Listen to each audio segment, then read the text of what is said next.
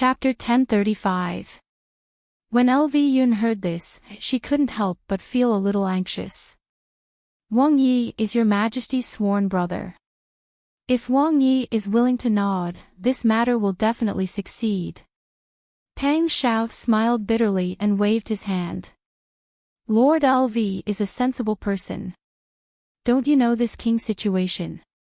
At this point, Pang Xiao pondered for a moment and said bluntly, this king has been idle here since he was the Grand Marshal of the army and the Grand Scholar of the Hall of Wuying.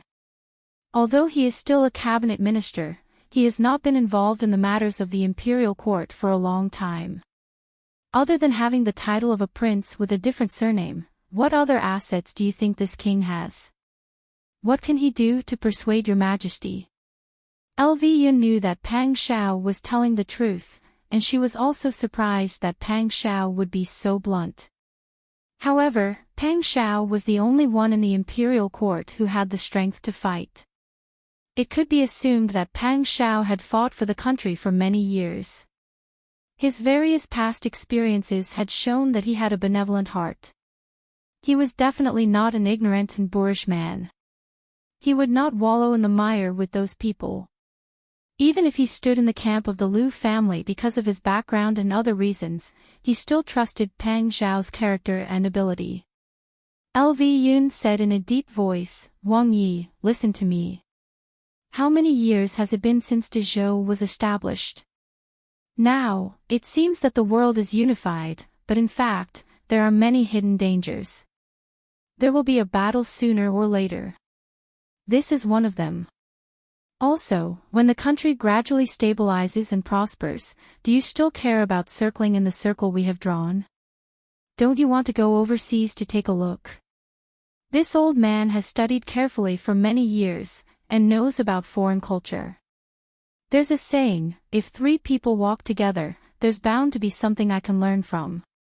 Our great Zhou can also learn from some of the culture and customs of the barbarians. When the time comes, don't we need to use boats? The most important thing is that we have to be vigilant in times of peace. Who can guarantee that the people overseas won't have other thoughts about our Dezhou? If there are barbarians coming by boat, can the men of Dezhou only stand on the shore and resist and let people approach the border of our country at will? Do you want all the fishermen to starve to death? The importance of this warship is obvious. As Lu Yun spoke, her voice became louder. We are not mediocre people, so we can naturally understand. Unfortunately, after so many years of war, many inheritances have long been lost. If there is a descendant of someone who is good at building ships, when we need ships in the future, this old man will not be so impatient about dismantling the ships. Wang Yi is ambitious and ambitious. The empire needs to be supported by Wang Yi before it can be stable. The protection of the warships is to leave a spark for the rebuilding of the navy. It is to prepare for the stability of the coastal defenses of our dynasty. This matter is so important that I personally think it is more important than the construction of the imperial mausoleum. Cupping his hands toward Pang Xiao, Lu Yun bowed and said, Wang Yi, please extend a helping hand. This old man is extremely grateful.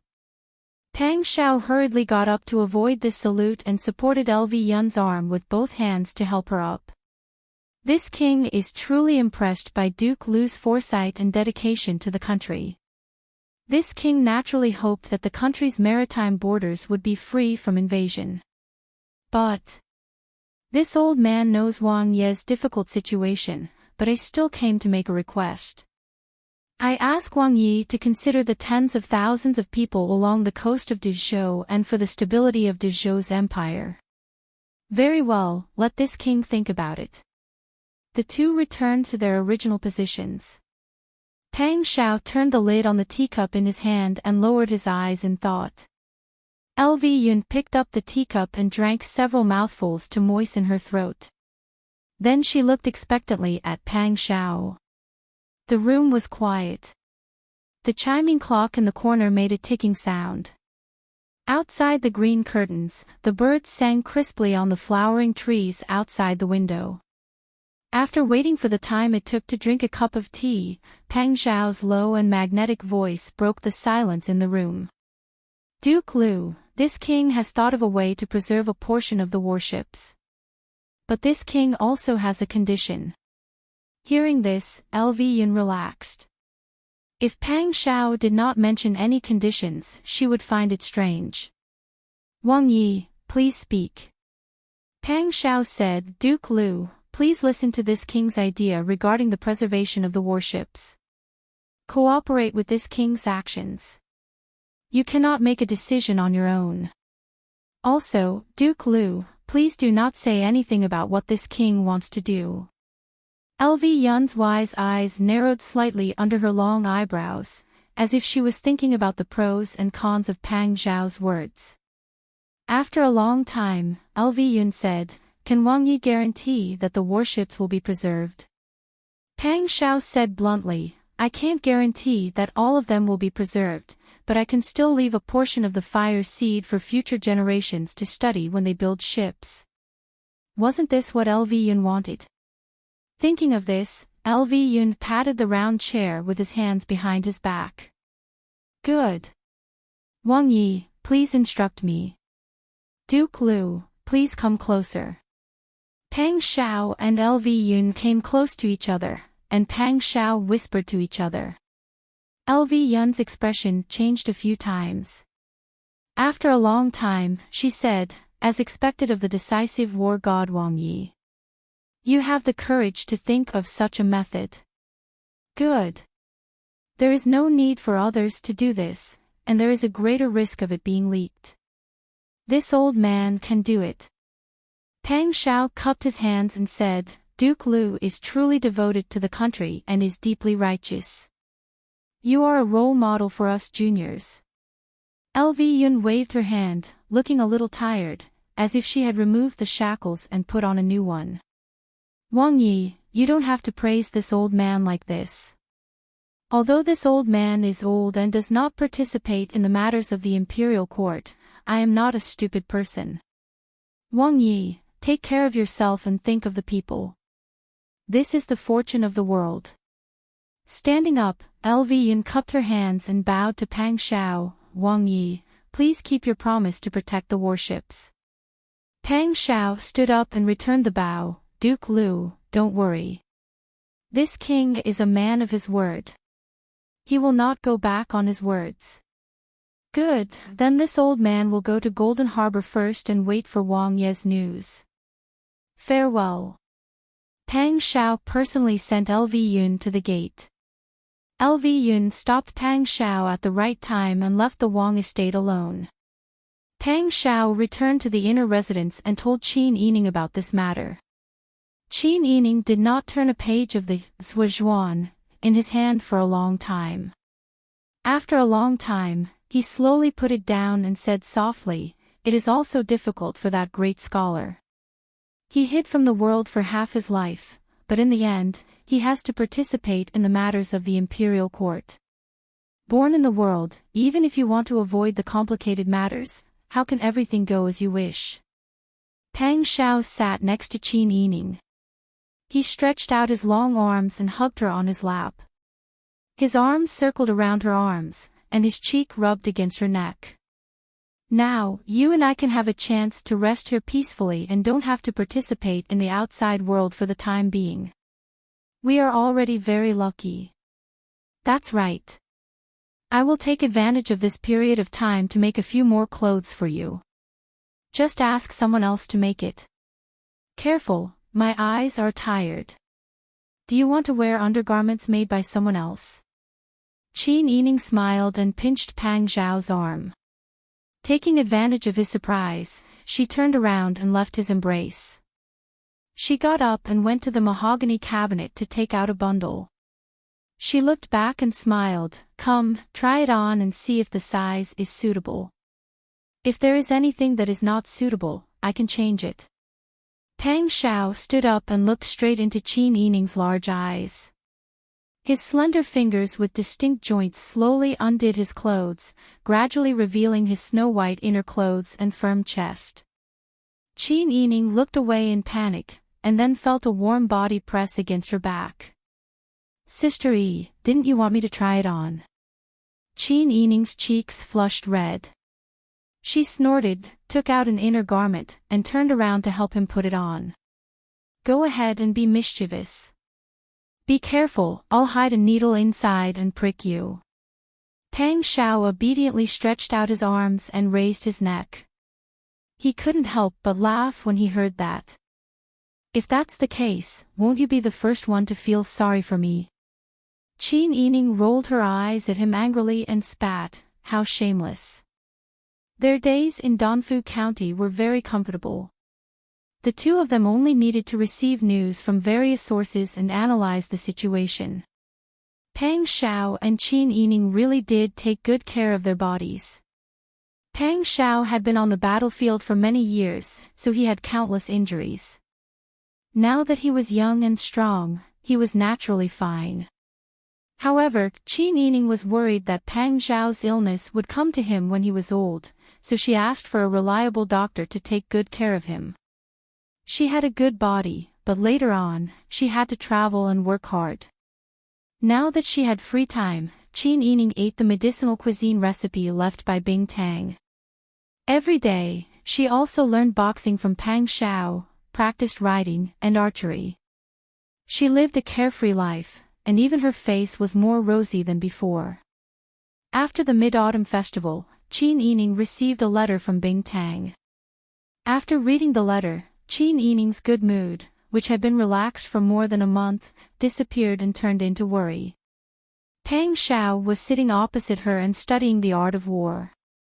Seeing her delicate eyebrows frown, he asked worriedly, "What's wrong?" "What did Bing Tang say?"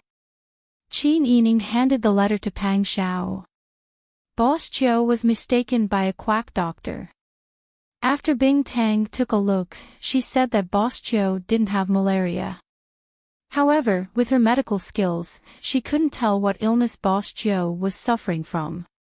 Now Boss Chiu has a headache every day, and it hurts so much that he can't sleep. I don't think his symptoms are any better than malaria. Pang Xiao quickly skimmed through the letter and also became worried. I don't know how anxious that idiot Mutu is. I just hope that Boss Chiu is fine. The three of them are separated more often than not because of us.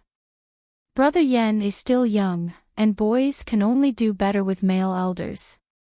I think that if there's nothing serious, it's better to let Mr. Mu stay at home.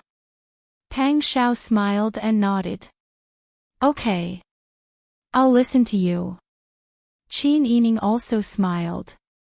At that moment, there was only silence around the two of them. Neither of them was willing to talk about those troublesome matters, because some things would still come even if they were not mentioned. A few days later, Pang Xiao's people sent news. Pang Xiao invited Xiaoyu and Su Weiji to the main hall of the inner residence, and called Qin Yining to discuss important matters. Wang Yi, is there any news from Zhong Yibo? As soon as they sat down, Xiaoyu went straight to the point. Pang Xiao nodded. Zhong Yibo is finally making a move. Su Weiji put down his teacup. He had caught a cold these 2 days, and his voice was always very hoarse when he spoke. Recently, I heard that Zhong Yibo has been purchasing new materials, and also looking for buyers for the defective products that he doesn't want anymore. I think that Your Majesty is not very well off, so it's a good thing that he can convert the defective products into cash. Everyone could hear the mockery in Su Weiji's words, and they couldn't help but smile slightly. But when they thought about Dezhou's current situation, they couldn't smile anymore. It was the autumn harvest season, but the heavy rain in the south had lasted for 2 seasons. They didn't know if the granaries were full, and how long they could last. Qin Yining had the same thoughts as everyone else. Chapter 1036. But even so, Your Majesty still only cares about his imperial mausoleum. With Li Qitian's intelligence, no one believed that he really couldn't see the general situation. He had only risen from the grassroots to the top. For the past 8 years, he had been in an environment where he was surrounded by stars. After recovering the Dian, he had also quelled the Titan rebellion. After hearing such praises too many times, Li Qitian inevitably became complacent, causing his eyes to be blinded. Perhaps it wasn't that he couldn't see the situation in the south. As the emperor, how could he not see the situation? Li Qitian was just hoping for a fluke. Perhaps he was thinking, even if it doesn't work, there are many granaries in the world, and there are many rich and benevolent people. If some people starve to death, then so be it. Is the Dezhou dynasty going to be overthrown because of this? Qin Yining and Pang Xiao were both people who valued the lives of the common people. They couldn't understand Li Qitian's willful actions. Pang Xiao said, "The stone purchased by Zhong Yiba has already been paid for by the Ministry of Revenue and the Internal Treasury. The high-quality granite is being transported to Huichuan County one after another. In addition, Your Majesty has decreed that the warships of the previous dynasty should be dismantled and the wood used. There are also craftsmen at Jingang dismantling the ships at the docks." Pang Xiao's thin lips curled up, and his phoenix eyes shone brightly. The new stones will be arriving one after another. The stone factory has limited space, and Zhou Niba has already found a buyer for the defective goods. We can take this opportunity to transport them out. Sirs, the time we have been waiting for has come. Xia Yu and Su Weiji were both shocked, and immediately felt extremely proud. To be honest, after resting in Danfu County these days, this old man has been so idle that his muscles and bones are loose. Xia Yu said with a smile. Su Weiji covered his mouth and coughed twice, then joked, "Isn't that so? That old fellow always grumbles to me behind my back, complaining that Zhong Yiba's temperament is too slow, his methods too slow. He nags me so much that I feel like my ears are going to grow calluses. Since Zhong Yiba is finally making a move, why don't Wang Yi arrange more errands for old Xia so that he won't be too free?" Qin Yining and Pang Xiao could not help laughing. Xia Yu smiled and shook her head. "You're taking revenge on me because I stole your good tea last time. Don't tell me you feel wronged when I ask you to do more things to loosen your old arms and legs." Su Wei couldn't help but laugh. As the two joked around, the atmosphere became much more relaxed. They had been planning for a long time, and now it was finally time to make a move. To be honest, not only was Xia Yu impatient, but Pang Xiao was also impatient. He was not in a hurry to use the money. His thoughts were almost the same as Qin Yining's. The situation in the south was unpredictable, and he was afraid that there would be a famine in the end. If this money was given to Li Qitian, it would definitely be used to fill the imperial mausoleum. If it was given to Lu Heng, it would only increase the strength of his opponent. If he took this money, disaster relief would be inevitable. Pang Xiao said, "Zhou Niba is very cautious. Until the last moment, no one can be sure which route the treasure will take. This king has already ordered people to keep a close watch." Qin Yining lowered his eyes and thought for a moment, then said softly, "If I were Zhong Yiba, I would definitely not take the treasure with me. There are too many variables in this matter. As the saying goes, you can't put all your eggs in one basket. I would definitely divide the treasure and place it in several places. 1. It can divert attention. 2. It can ensure that if something goes wrong in one place, we won't lose everything." Pang Xiao smiled and nodded. He looked at Qin Yining with eyes full of admiration. "Wang Fei is very right." Su Weiji smiled and said, "Now, Wang Yi, it would be best for you to order people to find out where the buyers of the defective goods are. We can use the terrain to analyze the situation. When the time comes, we will have a better chance of success." Pang Xiao said, "Sir is very right. This king has already assigned this matter. I think there will be results in 2 days." Sure enough, in 2 days, Pang Xiao listed the 10 locations of the stone on a piece of paper. He invited Xiaoyu and Su Weiji to study it. In the end, they came to a general conclusion. Wang Yi, these 4 locations are most likely to be the locations. Su Weiji pointed at the 4 locations on the map. They were Linan Village, Wanzhou Village, Wanning Dam, and Qinghang Slope. Xiaoyu calmed his breathing and nodded in agreement. This old one agrees with Brother Su's point of view. These 4 locations are the furthest away. Once someone tracks them, it will be easy to escape. And if this old one remembers correctly, according to our informant last time, these 4 locations are very coincidental. There are no side branches or disciples of the Lu family here. Wang Yi, take a look. Xiaoyu pointed at the other 6 locations on the map. The common characteristic of these 6 locations was that there were side branches or disciples of the Lu family there. Zhou Niba is very resourceful. He must have considered everything very thoroughly. Once something happens, the locations without the Lu family will be the least suspicious. Even if someone discovers this and wants to investigate, they will definitely focus their attention on the areas with the help of the Lu family. The 2 sirs' words make sense. Pang Xiao already had his guesses when he received the news. He discussed it with Qin Yining in private and came to the same conclusion. This king's men will continue to observe and determine which direction the treasure is being transported to. This king intends to prepare some carriages and stones for the transportation of the treasure. We will arrive at the path that the treasure must pass through first. When the time comes, we will find an opportunity to have our spies switch carriages. If we can avoid making a move, we will try our best not to. What do the 2 sirs think? Xiaoyu smiled and said, Wang Yi is very thoughtful.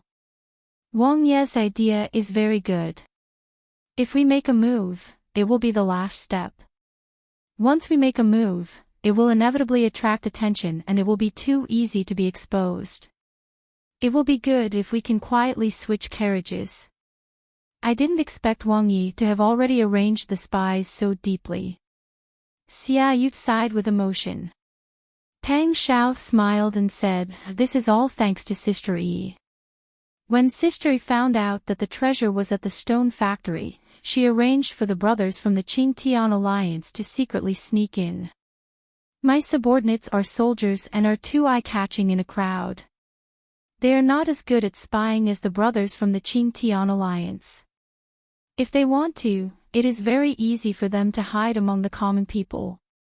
Since the stone factory needs to be transported and the imperial mausoleum needs to be built, there will naturally be people who will rush over.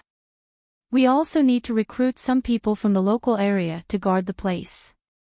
Sister Yi arranged for a few reliable people to go in. The princess is indeed a female Zhuge. Women are not inferior to men. Xiaoyu and Su Weiji were very emotional. Even though Qin Yining did not participate in their discussion today, she was not present. The matter had already been arranged. Wang Yi is really lucky to have the princess by his side. Su Weiji sighed with emotion and said, A husband with a virtuous wife will have less trouble. The princess is not only deeply in love with Wang Yi, but she is also an outstanding strategist. Look at Zhou Nibao's house. TSK. Su Weiji couldn't help but click his tongue when he finished speaking. During this period of time, there was a lot of news coming from Huichuan County. Whether it was useful or not, as long as it was related to Zhou Niba, it would be passed to them. Therefore, they were very clear about the strange things that the shrew in Zhou Nibao's house did. In summary, Madame Bien was spoiled rotten. After marrying Zhou Niba, she wanted too much and became more paranoid. Now, Zhou Niba was unwilling to return home and stayed in the yamen to seek peace and quiet. However, Madame Bien actually brought people to the yamen to cause a ruckus. She did not care about other people's opinions at all. It was simply embarrassing for Zhong Yibo. When Pang Xiao thought of Lu Heng's thoughts about Qin Yining, he felt a wave of disgust in his heart. If he didn't have delusional thoughts about Qin Yining from the beginning and embarrassed Madame Bien in public on their wedding day, Madame Bien wouldn't have done all kinds of extreme things and gradually become more and more intense. As a man, since he agreed to marry, he should be responsible for his family. If he didn't want to marry, he could just refuse. Would someone put a knife to his neck? If he agreed, he would live his life well. After marrying, he didn't treat his wife well. It wasn't that Madame Bien didn't allow Lu Heng to take concubines, but Lu Heng only cared about a married woman. His character was really worrying and disdainful. Pang Xiao snorted coldly in his heart. He didn't hesitate about the matter of the treasure. With Lu Heng's character, he didn't have any psychological burden at all even if he cheated him. In the next few days, news came from Huichuan County one after another. Through the observations of the spies and Pang Xiao's analysis, they could roughly determine which direction the treasure would be transported to. Now, they were waiting for the day of the shipment. Because the defective goods had to be transported to different places, and considering the problem of loading the goods, the day of departure from the shipping office was naturally different. Soon, 2 batches of stone materials were transported out. Lu Heng had been working hard for the past few days, and there were faint dark circles under his eyes. It was true that ever since he took on the task of supervising the Imperial Mausoleum, the burden on his shoulders had increased. In the past, he could only look at this matter with the mentality of watching a show.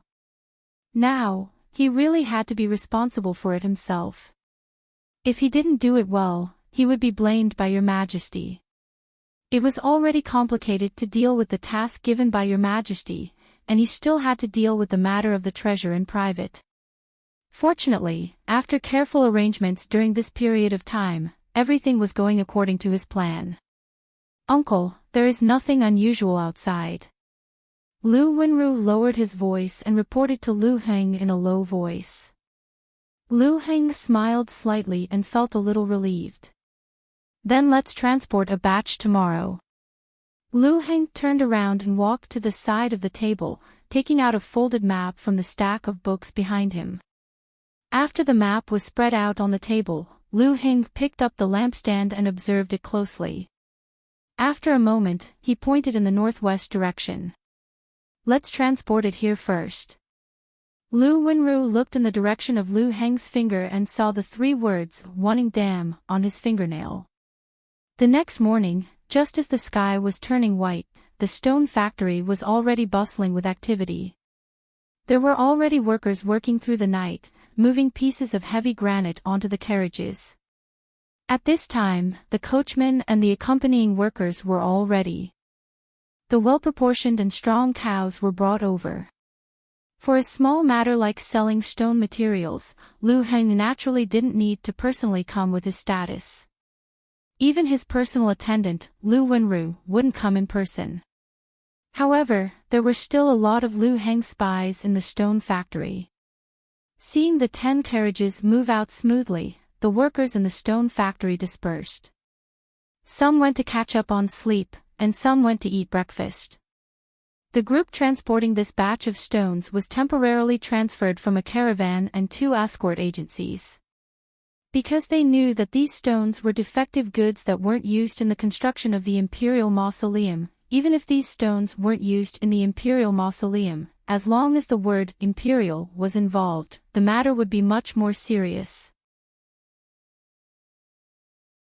Chapter 1037. From Huichuan County to Wanning Dam, it would only take 3 or 4 days if they rode fast horses. However, since they were transporting heavy goods such as granite, the speed would be extremely slow. The journey was very smooth. Some of the people in the team who had received special instructions from Lu Heng also slowly let down their guard. 7 days later, the team finally arrived at a small village that was only a day's journey away from Wanning Dam. After everyone had eaten and drank to their fill, they left someone to keep watch and then went to sleep. There was only one day left until Wanning Dam. After handing over the goods, their mission would be safely completed. The next day, the team set off again. However, no one noticed that 2 of the carriages had been swapped. When Pang Xiao received the news from Jinghu Wei, he was finally able to relax. He divided a portion of Jinghu Wei with him and ordered them to protect the goods until they reached the designated location.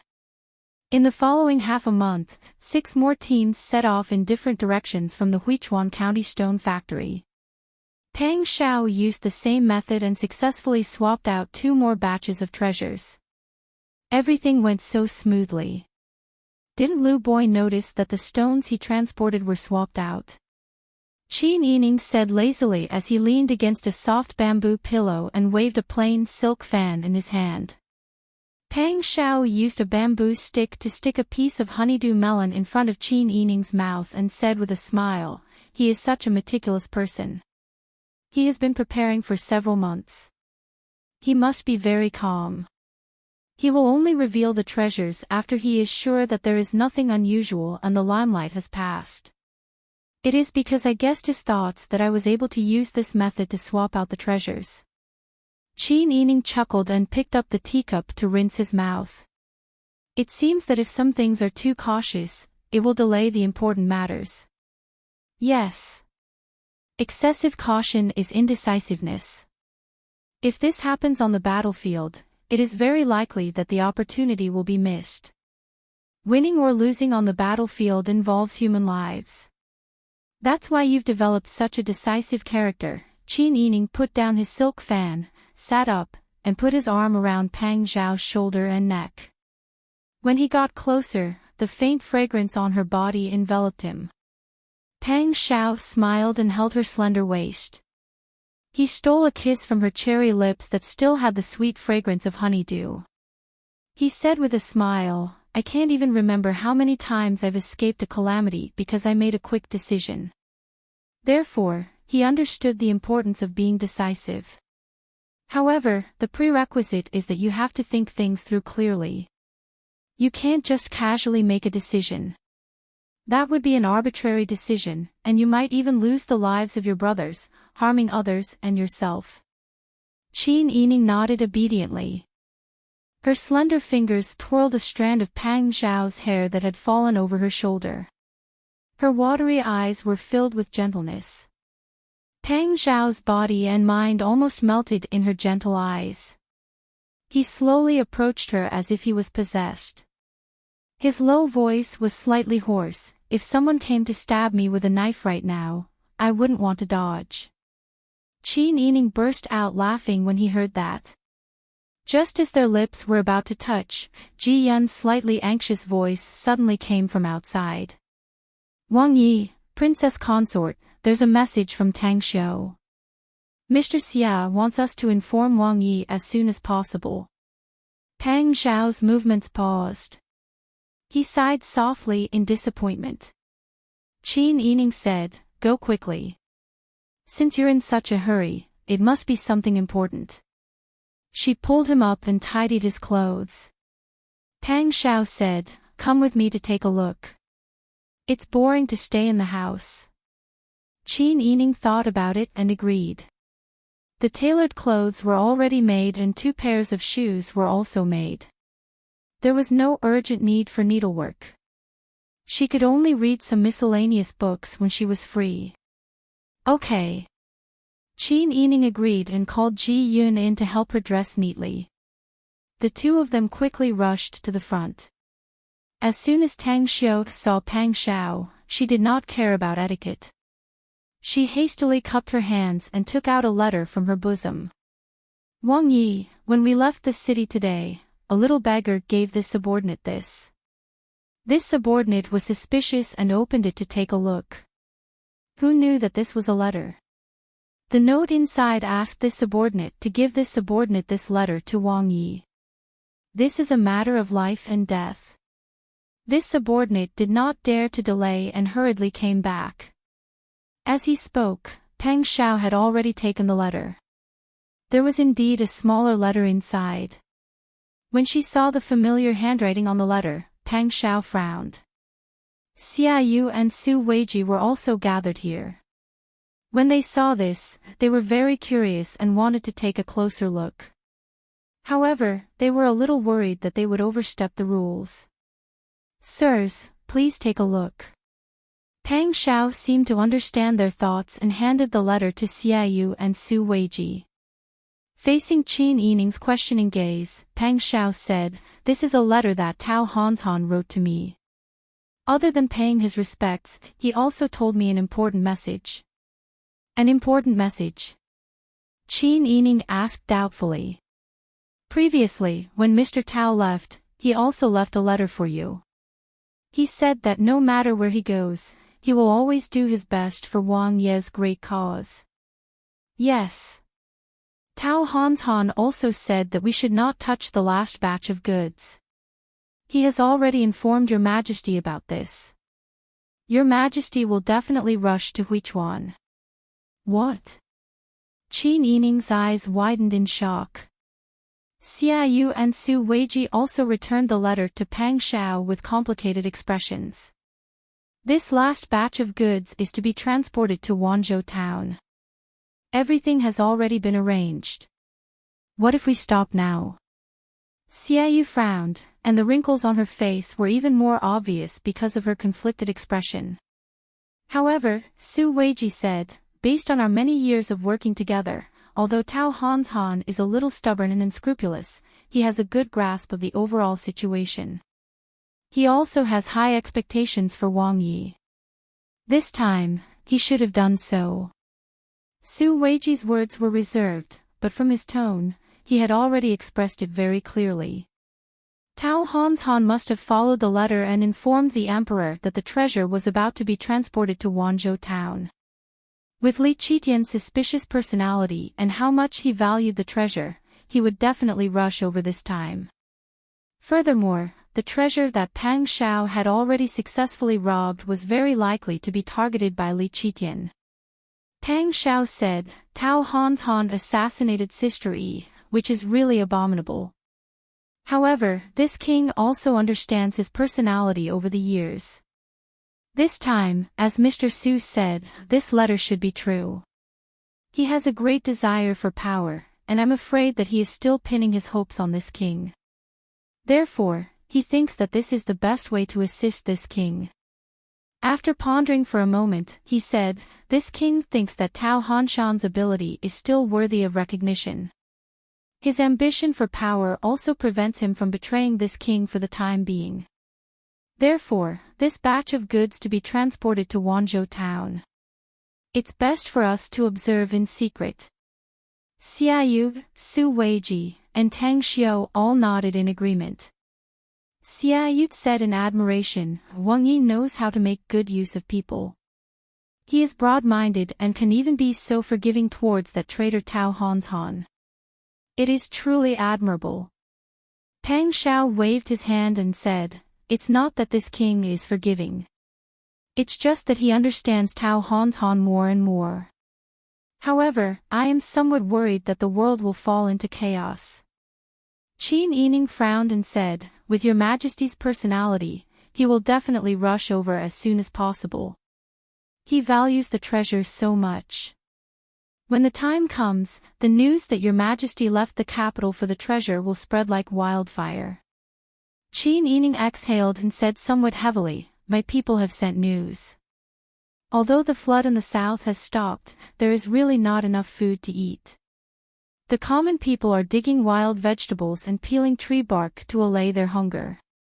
At this time, the relief from the imperial court has not arrived and Your Majesty is making a big fuss over the treasure. Who knows what kind of rumors will spread? The common people are starving. Seeing that an even bigger famine is about to break out, the emperor still does not give them relief.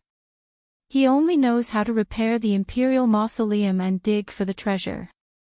He does not think about the common people. What if the people are agitated and rebel?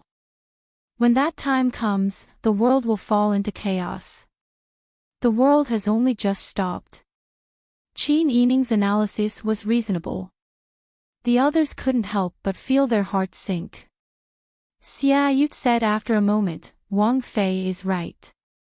Because of this, everything we have done to obtain the treasure is not wrong. Actually, although it is called a treasure, it was obtained when the Yan dynasty's incapable ruler plundered the common people. If we can take it and use it for the common people, it can be considered a good thing. Exactly. Pang Xiao said, now that things are complicated, we can only take one step at a time. Tao Hanshan may have told the emperor about this matter without thinking of provoking the emperor to do something extreme. Let's just wait and see. If the emperor does not come, we can succeed. If he comes, we have to plan for the long term. Otherwise.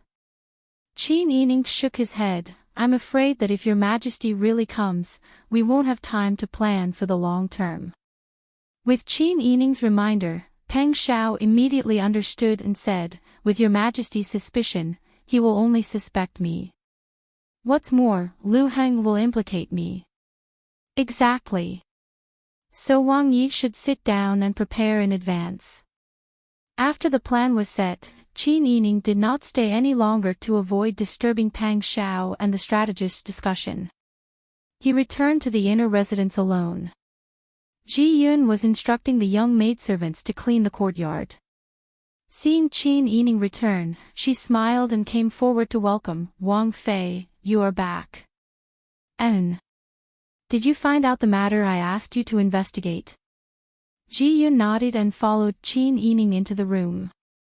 She went to the square table and poured a cup of tea for her before saying, everything seems normal in the Wang family. There are still not many servants in the Fu. However, I heard some rumors that philanthropist Wang seems to have developed hysteria. Oh. Qin Yining's hand that was holding the cup of tea paused. Then he smiled coldly, he is still lacking. Ji Yun looked at Qin Yining in confusion. Qin Yining said, he hates the Yu family that stole his property. He hates his wife for being heartless. Thus, he vented his anger on all the people in Dongfu County. Because most of the people in Dongfu County come from the three great families, and the three great families influence each other, the people are also pedantic and believe in family rules. They do not care about laws. Even if the people in Dongfu County knew that he was robbed of his property, no one stood up for him because he is an outsider. Chapter 1038. Qin Yining thought that philanthropist Wang must have felt guilty towards Sakurai.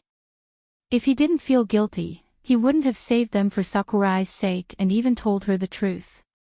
But this guilt was too little, and it couldn't compare to his hatred. It couldn't compare to his vicious desire to bury the entire Dongfu County. That day, Sakurai killed more than 100 people in Dongfu County because of his idea. Could it be that philanthropist Wang didn't feel the slightest bit of joy? Sakurai died, but he didn't feel the slightest bit of guilt or regret. But it was useless to say anything now. It was ironic that a despicable person like philanthropist Wang was called a philanthropist by everyone. 2 days later, before the news from Huichuan County arrived, someone unexpectedly returned to the residence. Qin Yining received the news and immediately went to the front hall. He saw Liao Zhibing and Meng Qin with 2 other brothers from the Qingtian alliance, as well as Jing Huwei, who was arranged by Pang Xiao, sitting in the front hall. They looked very disheveled, as if they were all injured. Qin Yining said in shock, Mr. Liao, everyone, what happened to you?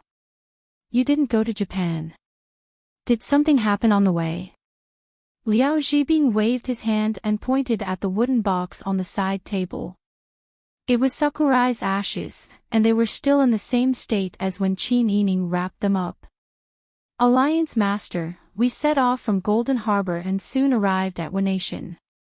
I used to think that Wanation was very far away from us, but now that I've been there, I know that the closest land to us in Wanation is only a few days after we set sail. Since we've already found Japan, how did it end up like this? Did you run into pirates? Qin Yining picked up the white porcelain teapot and poured a cup of tea for Liao Zhibing. Liao Zhibing hurriedly stood up and accepted the cup with both hands. After thanking him, he drank it in one gulp, then shook his head and said, "Actually, things went smoothly. We thought it would take at least a year or so to find out more about Sakurai. Who would have thought that after we arrived in Japan, we would be able to find out more information? Sakurai was exiled from the water swamp country where we landed." Water swamp country. Qin Yining sat at the head of the table. Meng Qin was young and impatient. She said quickly, "Alliance Master, you don't know, right? Now the Wen nation is in chaos. We don't know how they did it. There are many feudal lords everywhere. They are called daimyo or generals. A few hundred people formed a large village, and they dare to call themselves a country. A dozen or so Japanese people wearing a pair of loincloths and holding bamboo sticks gathered together to fight, and they have the nerve to call it a battle." Seeing Meng Qin's outrageous words, Liao Zhibing coughed and said, "Alliance leader, this is indeed the case.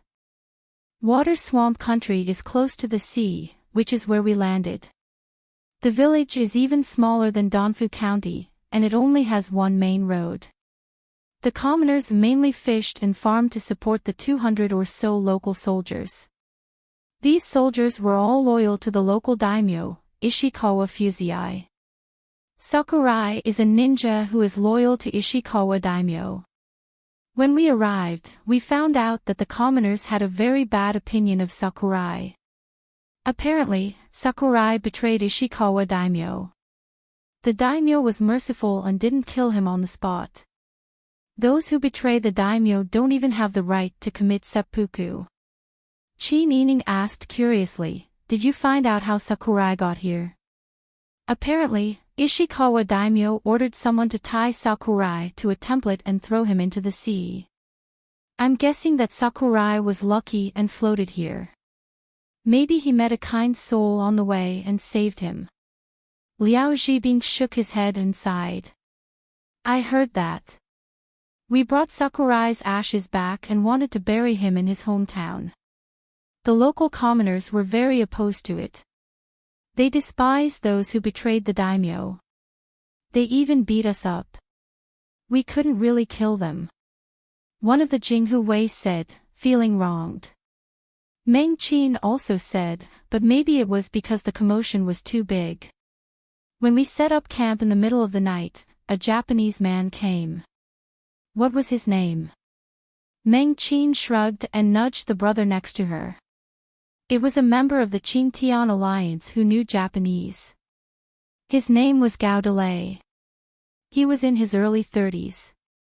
His skin was dark, and his hands and feet were thick and strong. Gao Delay smiled shyly, "Alliance Master, that man is called Hiragana. He was Sakurai's best friend. He also worked under Ishikawa daimyo. I heard that he was a ninja with a good reputation." Qin Yining was puzzled. "Ninja? He's like the silver-masked spies around the Alliance Master. Most of them are highly skilled in martial arts. They're good at spying, assassinating, collecting intelligence, and messing with the enemy.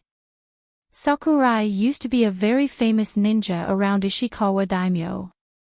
Liao Zhibing added, "Hiragana said that Sakurai was actually killed by Ishikawa daimyo. Back then, they were in a war with some country.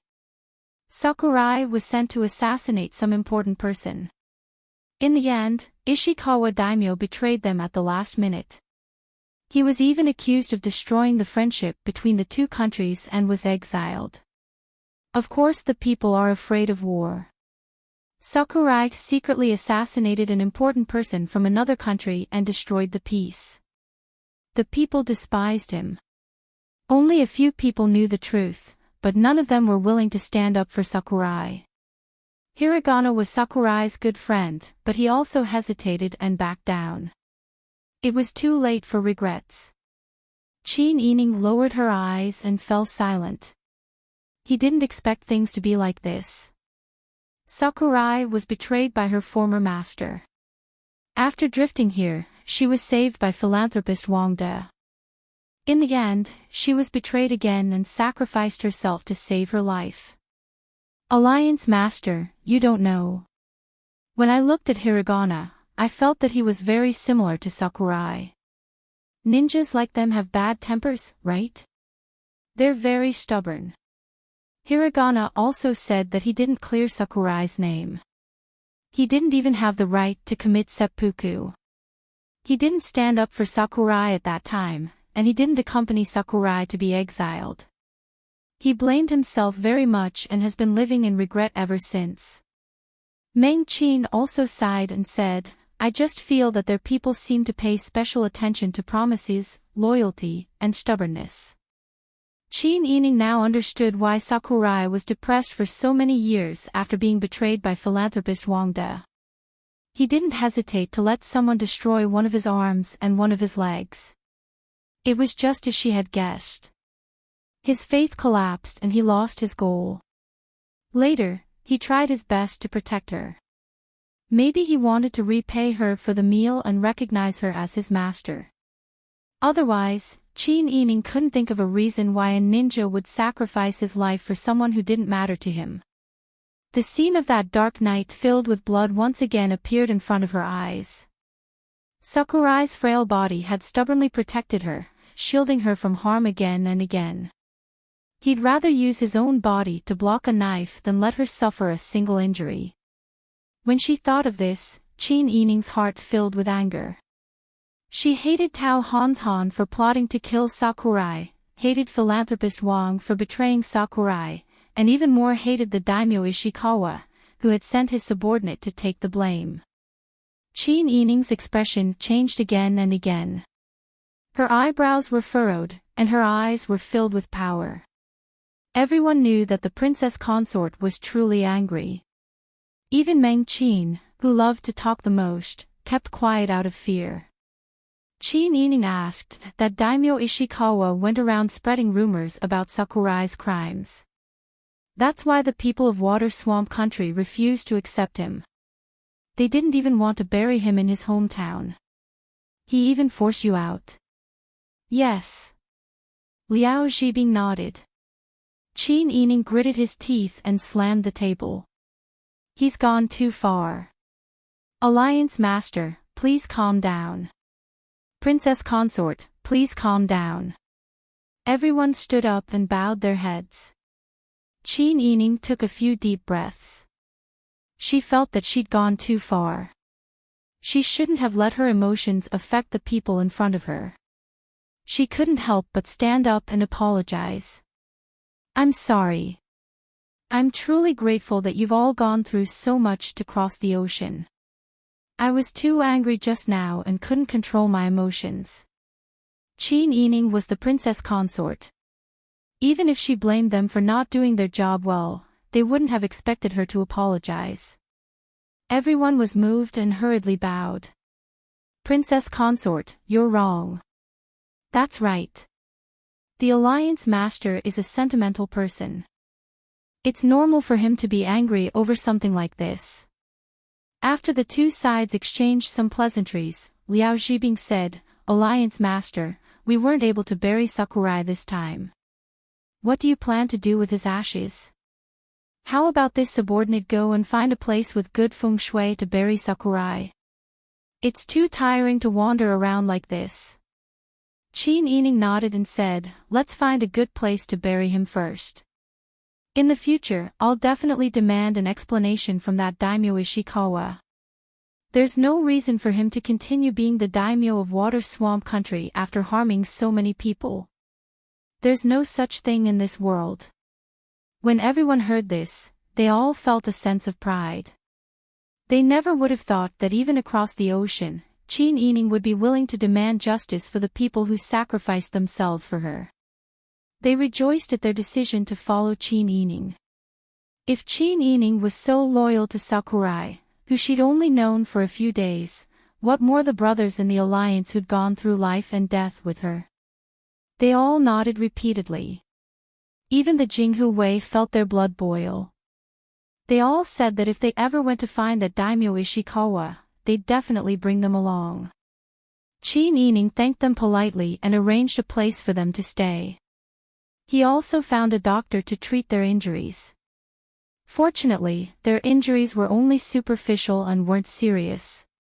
Sakurai's ashes were temporarily placed in an empty room by Qin Yining so that they could burn incense in the morning and evening. 3,000 cavalrymen galloped quickly on the official road. The horses' hooves kicked up a cloud of dust behind them. On the leading red horse, Li Qitian, who was dressed in black and had a bright yellow cloak draped over his shoulders, was whipping his horse. He turned around and urged the people behind him to keep up. Li Qitian was burning with anxiety. Xianning had fought alongside him in the past. Later on, he was conferred the title of Count and was in charge of the Ministry of Science and Technology. He had always been loyal to him. Therefore, the news he sent must be correct. Who would have thought that Lu Heng would be so daring as to take the treasure for himself? Your Majesty, you can already see Huichuan County. Chapter 1039. Yes, Your Majesty. Ma Qing answered loudly and immediately sent out troops to outflank Huichuan County. Li Qitian was burning with anxiety at this time.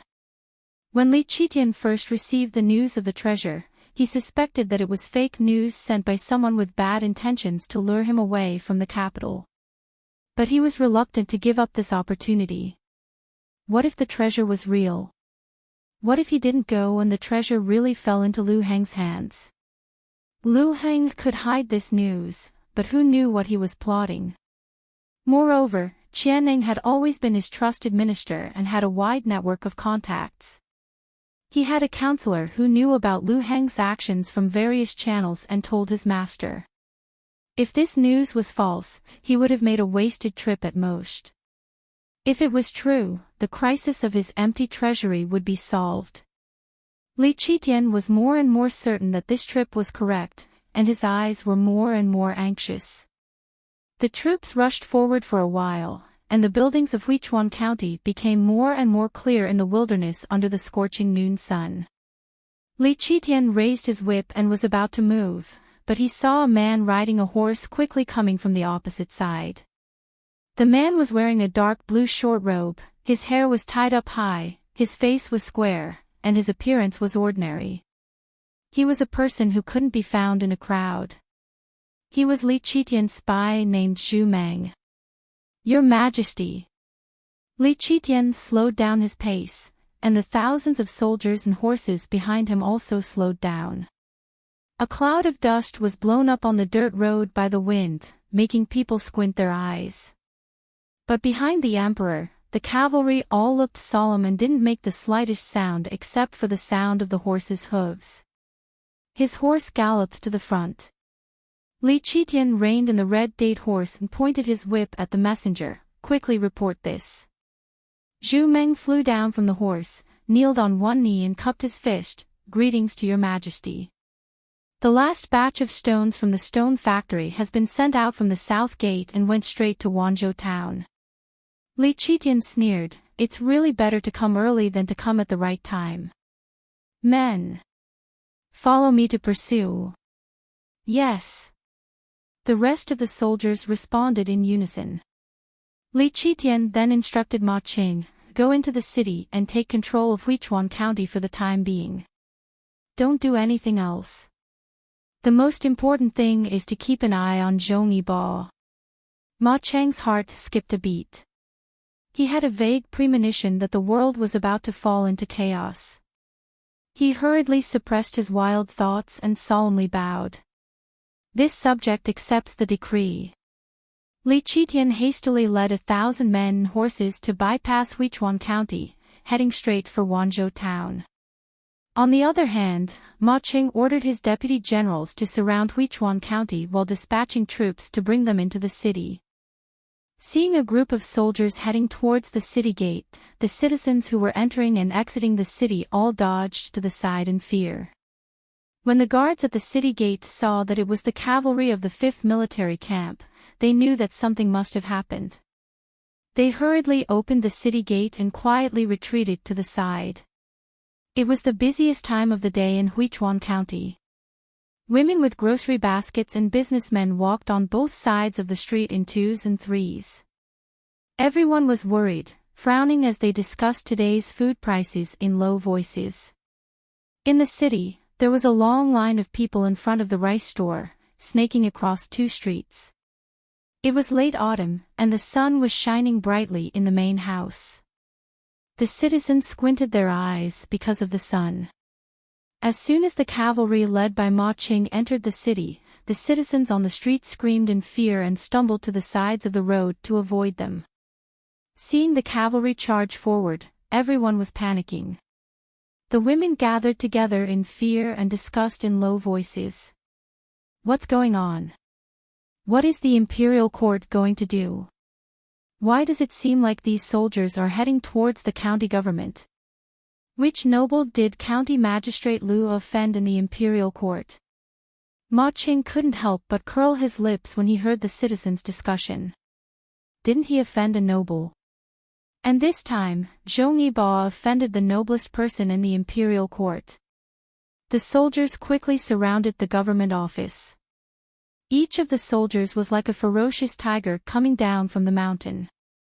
They fiercely rushed into the government office, causing the bailiffs to question them loudly. Who are you? How dare you come to the government office and behave atrociously?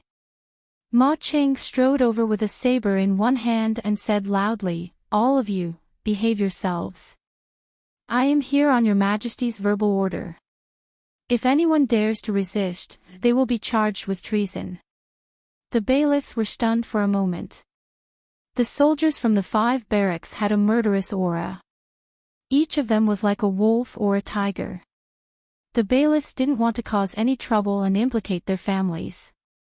Naturally, they stood quietly at the side, waiting for Ma Cheng's order anxiously.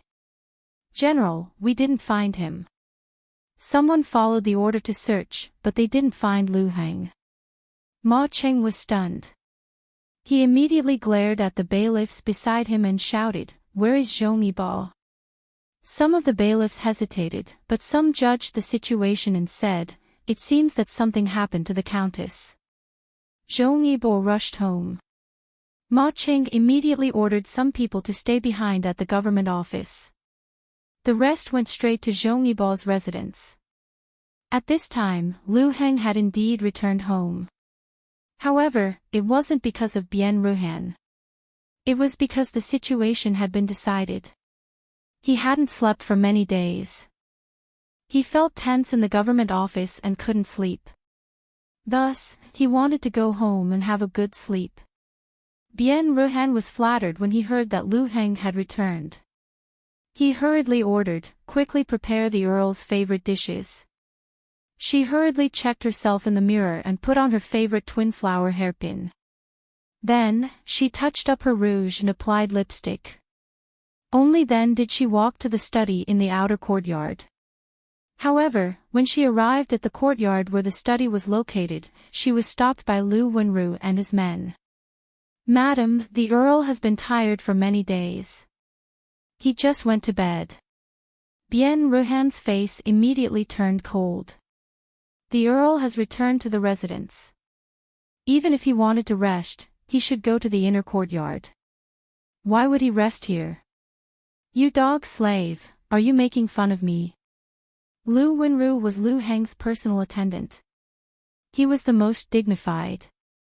Bian Ruhan was displeased when he kept calling him a dog slave. However, Lu Wenru was gentle and rational by nature. He knew that the countess in front of him was from a poor family. She didn't even hesitate to make a fuss in front of the Earl. Moreover, with his status, he couldn't argue with the lady of the house. Lu Wenru could only cup his hands and say, Madam, please go back. The Earl is truly very tired and has finally fallen asleep. Madam, please take care of the Earl. Don't disturb his good sleep. Bian Ruhan felt that he had been humiliated. He was so angry that his face turned purple. He pointed at Lu Wenru and said through gritted teeth, "You damn slave. You dare." Who knew that before he could finish speaking, a boom came from behind him. Bien Ruhan screamed in fright and hid behind a servant girl in a panic. Lu Wenru was shocked. He hurriedly led his men out of the courtyard and towards the door. Before he could get close, he saw the black door being hit again. Another dull boom sounded.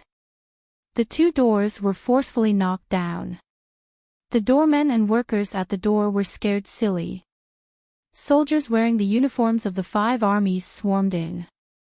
At this moment, Lu Wenru had no time to react.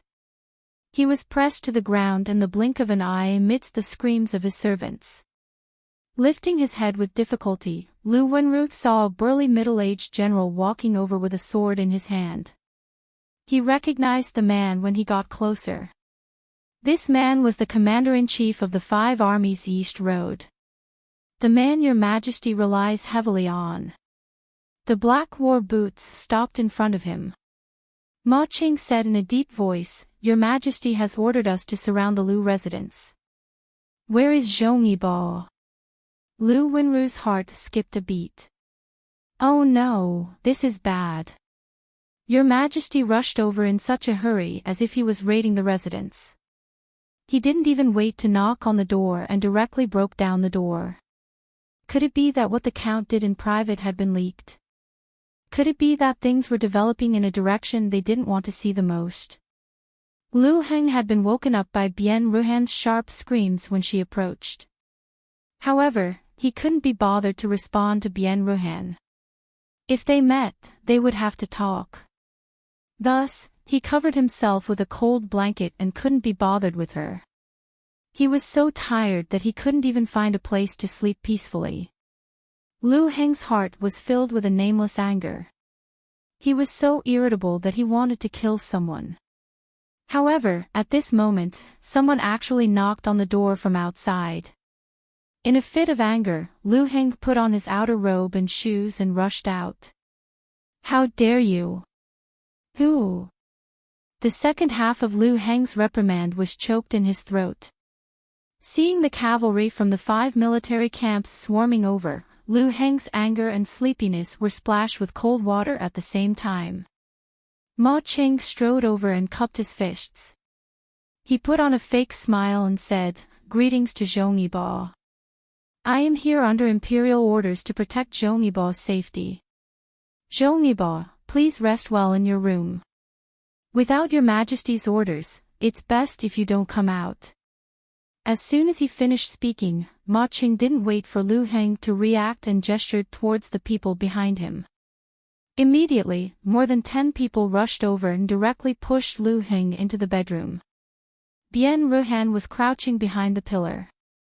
When she saw that Lu Heng had been caught, she immediately screamed and jumped out. She didn't have time to be afraid and said with righteous indignation, "What are you people doing? Who knows if you're really following imperial orders or if you're faking them?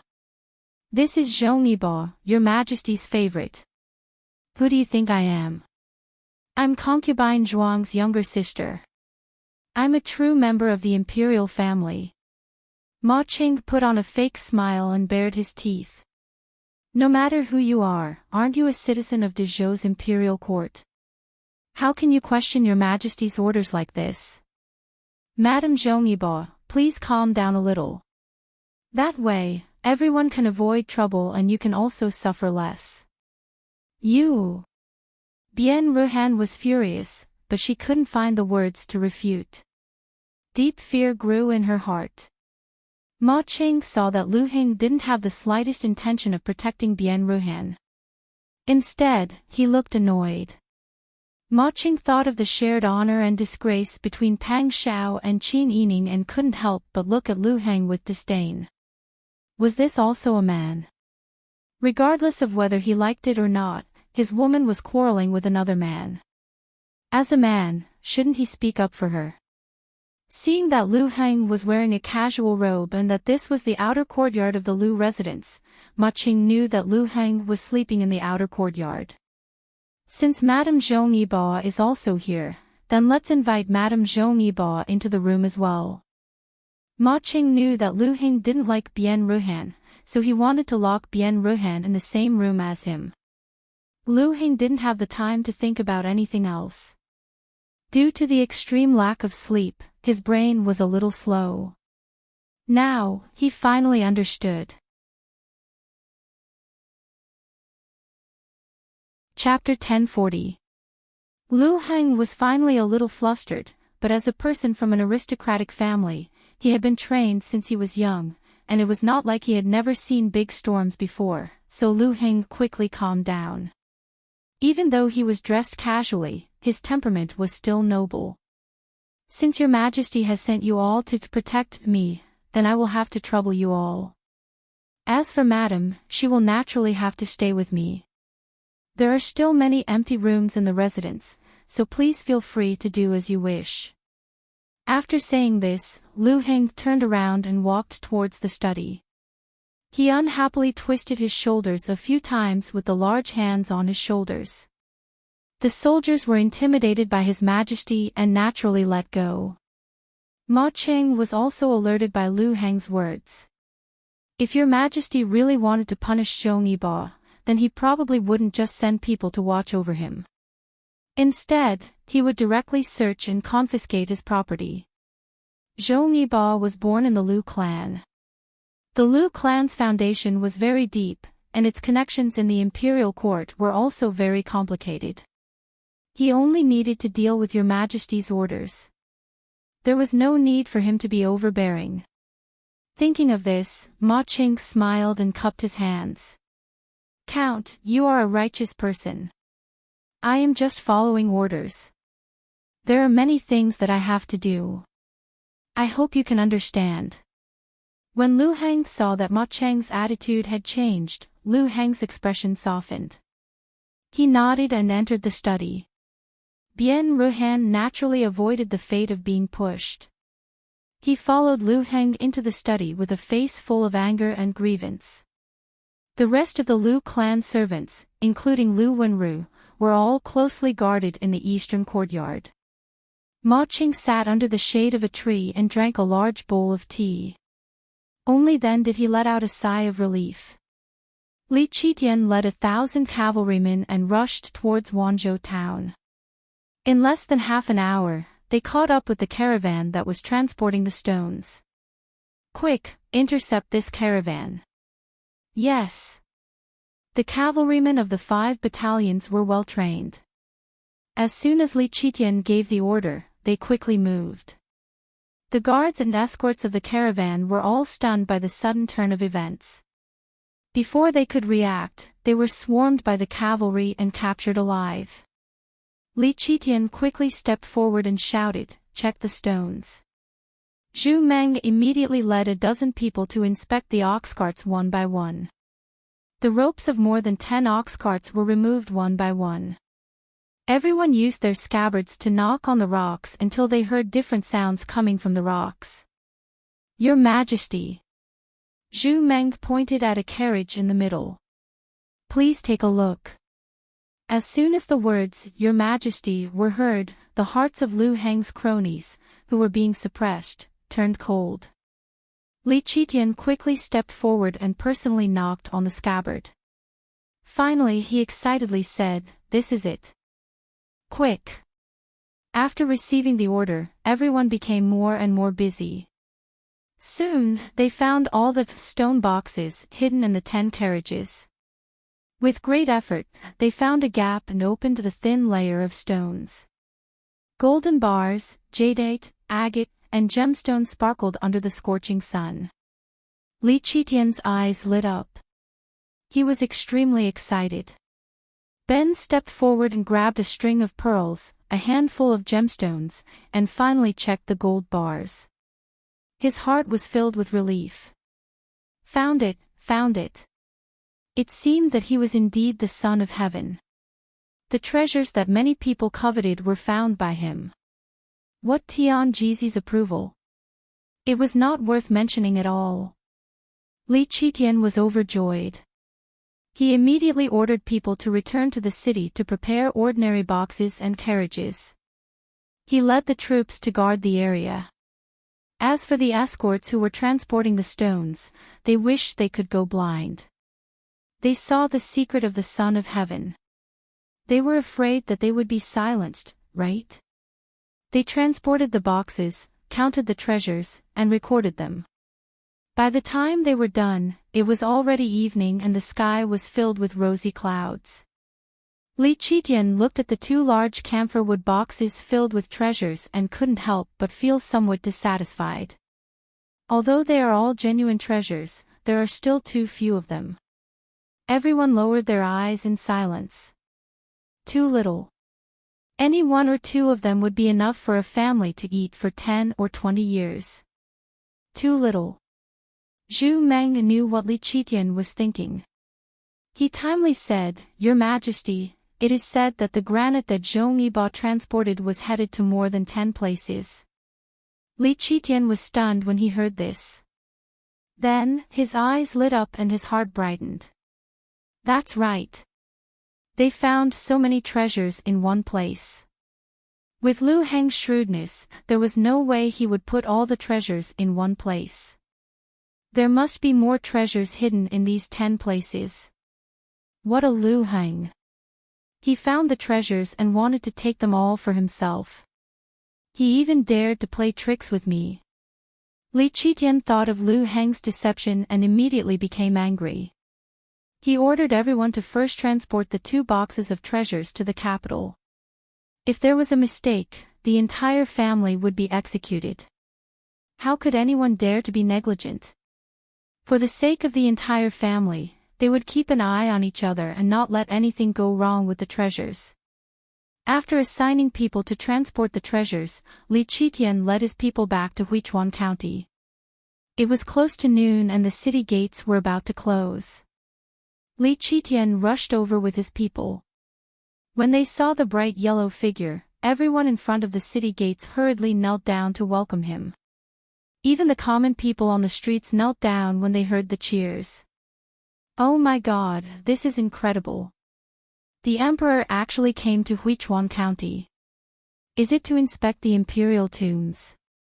No wonder so many cavalrymen came at noon and surrounded the entire Huichuan County. Now, they finally knew the reason. Li Qitian rushed to the Lu family and jumped off the horse without waiting for it to stand still. He had been in the army for many years. However, 8 years of living like a prince had caused his martial arts to be wasted. When he got off the horse, he almost sprained his waist. He held the horsewhip and stood there for a while to catch his breath. Then, he glanced at the head eunuch, Xiong Jinshui, who was following him closely. Xiong Jinshui immediately understood and passed the message inside. Your Majesty has arrived. The entire Lu family was in an uproar. Ma Qing immediately led the soldiers out to welcome him. The well-trained soldiers of the 5 military camps knelt down one after another. Their cheers shook the air and even the common people nearby were alarmed. Li Qitian calmed himself down and slowly raised his hand. Rise. Seeing that Lu Heng was not in the crowd, Li Qitian raised his eyebrows and asked Ma Qing after entering, "Where is Zhong Yiba?" Replying to Your Majesty, Zhong Yiba is in the study in the outer courtyard. I ordered people to guard him. As long as he didn't run away.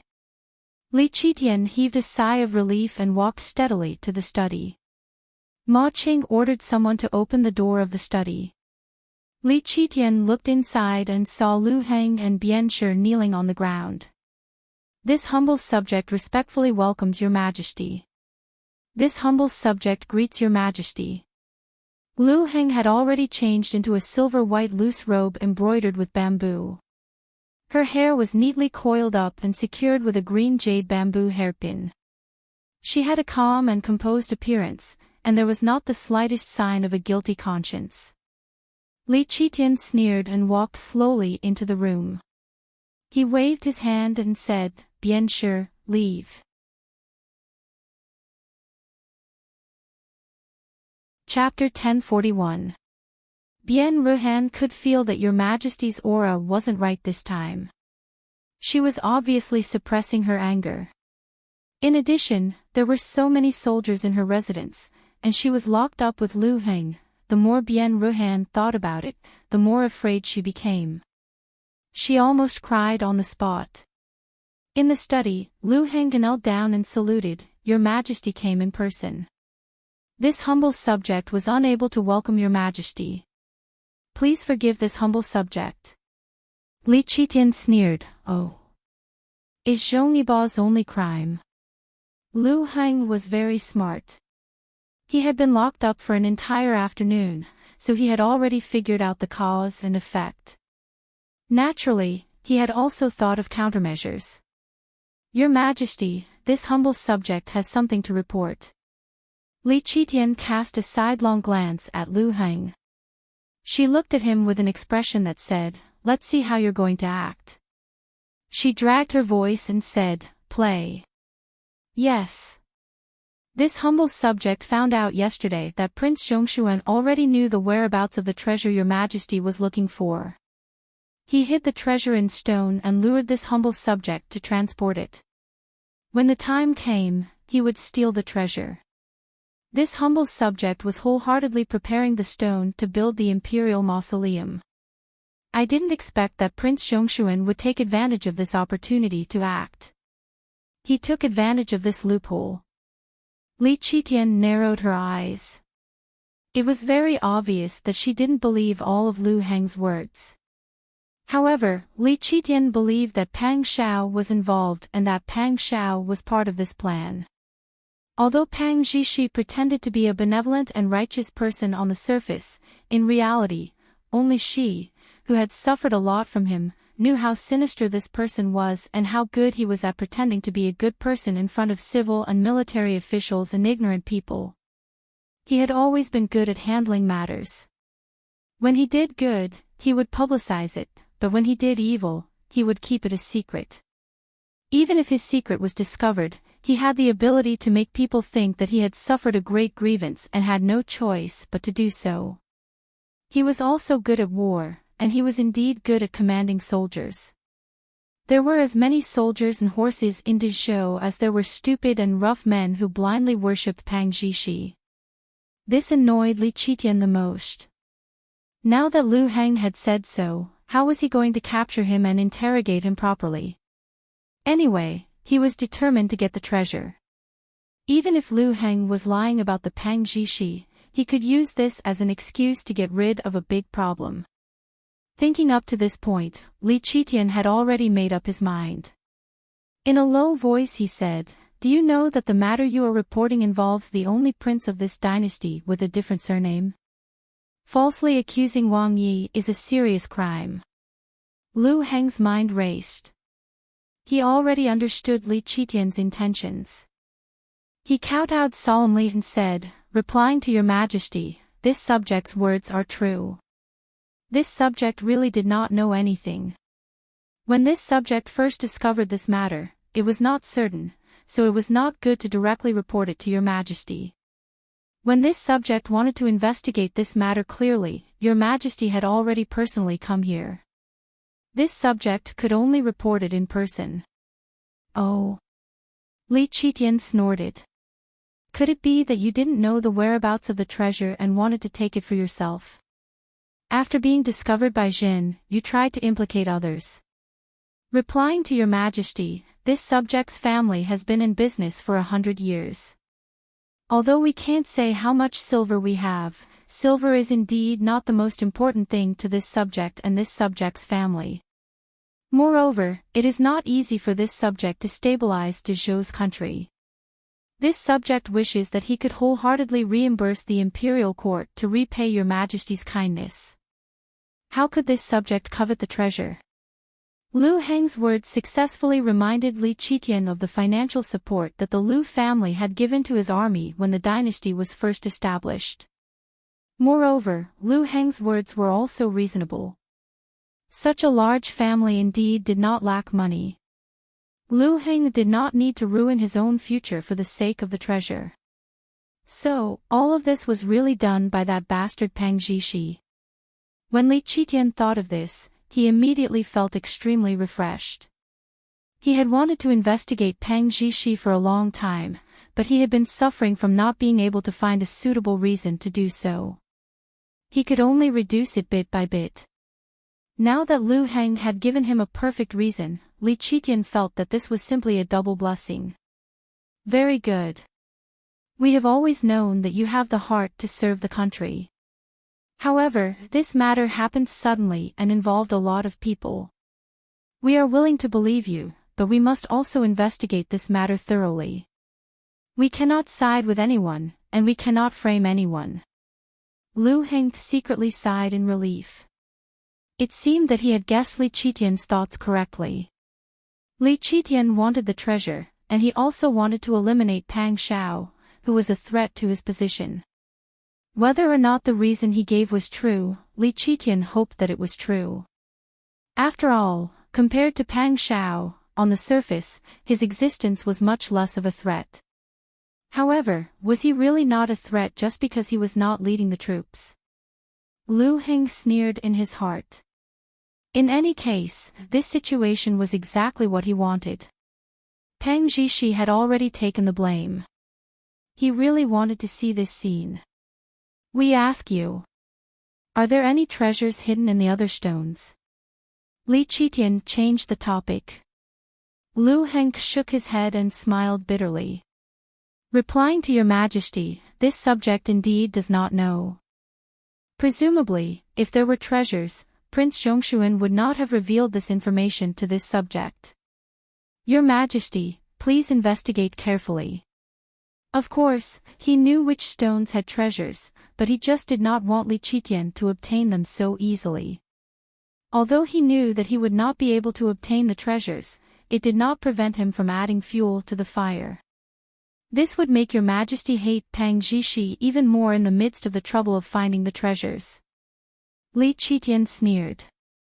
We will naturally investigate. He stood up and looked down at Lu Heng, who was kneeling on the ground. Li Qitian said in a deep voice, you should recuperate here for the next few days. Without our orders, you are not allowed to leave the city. Yes. This subject thanks your Majesty for his benevolence. Lu Heng bowed respectfully. Li Qitian immediately walked out quickly and instructed Xiong Jinshui, go to Danfu County and tell Prince Zhongshuan to come see us immediately. Ma Cheng, who was standing to the side, saw that Li Qitian's expression was not right and his heart trembled. He knew that your Majesty wanted to summon Pang Xiao, so he knew that something bad was going to happen. He did not dare to show any concern for Pang Xiao and only stood there with his head lowered. Xiong Jinshui immediately complied and retreated. Danfu County. Pang Xiao had already received the news sent by the spies. Your Majesty must have rushed here because he knew about the treasures. Xiaoyu sighed. I did not expect Tao Hanshan to be able to switch allegiance to Qianing and for Qianing to trust Tao Hanshan so much. Su Weiji said, this is Tao Hanshan's ability. Pang Xiao knew that Qin Yining had been unhappy over the past few days because of Sakurai's matter. Whenever he heard Tao Hanshan's name, he would feel suffocated. Thus, he did not continue this topic and changed the topic. What is surprising is that your Majesty did not do anything to Zhong Yibo. It is said that Zhong Yibo and his wife are under house arrest in Huichuan County. They can leave the residence, but they are not allowed to leave the county. I wonder how he managed to calm your Majesty's anger. It is really curious. Su Weiji said in a deep voice, Wang Yi, this old man feels that this matter is not simple. Zhong Yibo might have pushed the blame to you.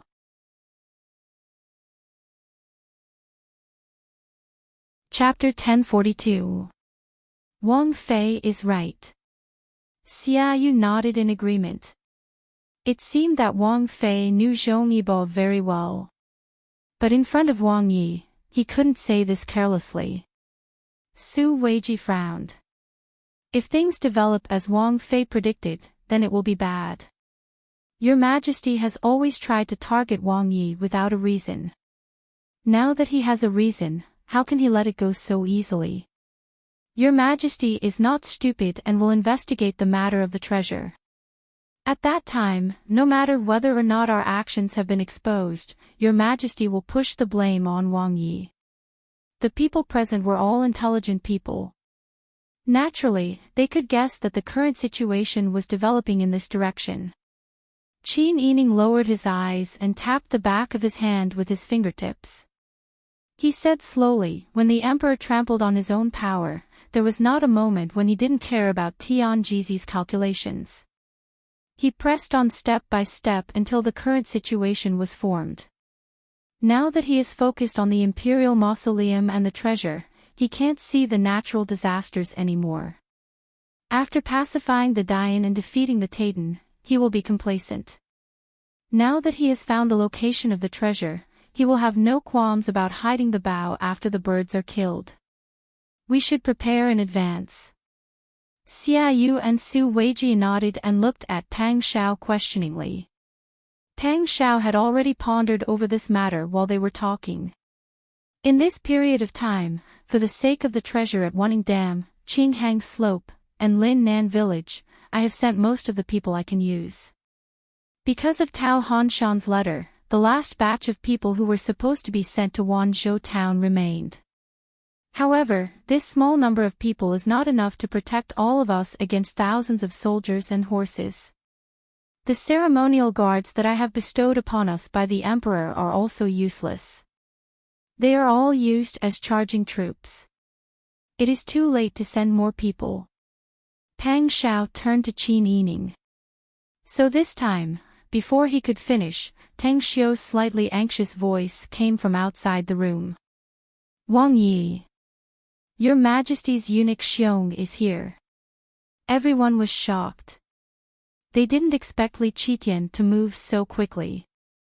Pang Xiao gripped the armrests of the chair with both hands and slowly stood up. Then, he said, go and deal with them for a while. Just say that this king is taking a bath and will be back soon. Yes. Teng Xiu immediately acknowledged and retreated.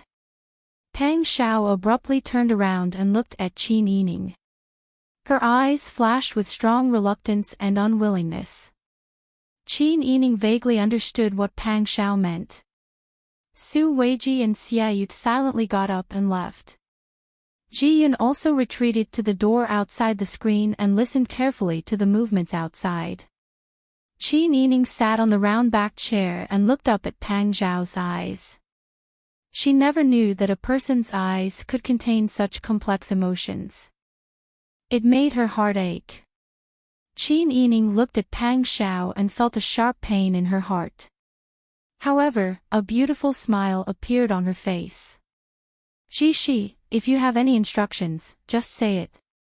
I'll listen.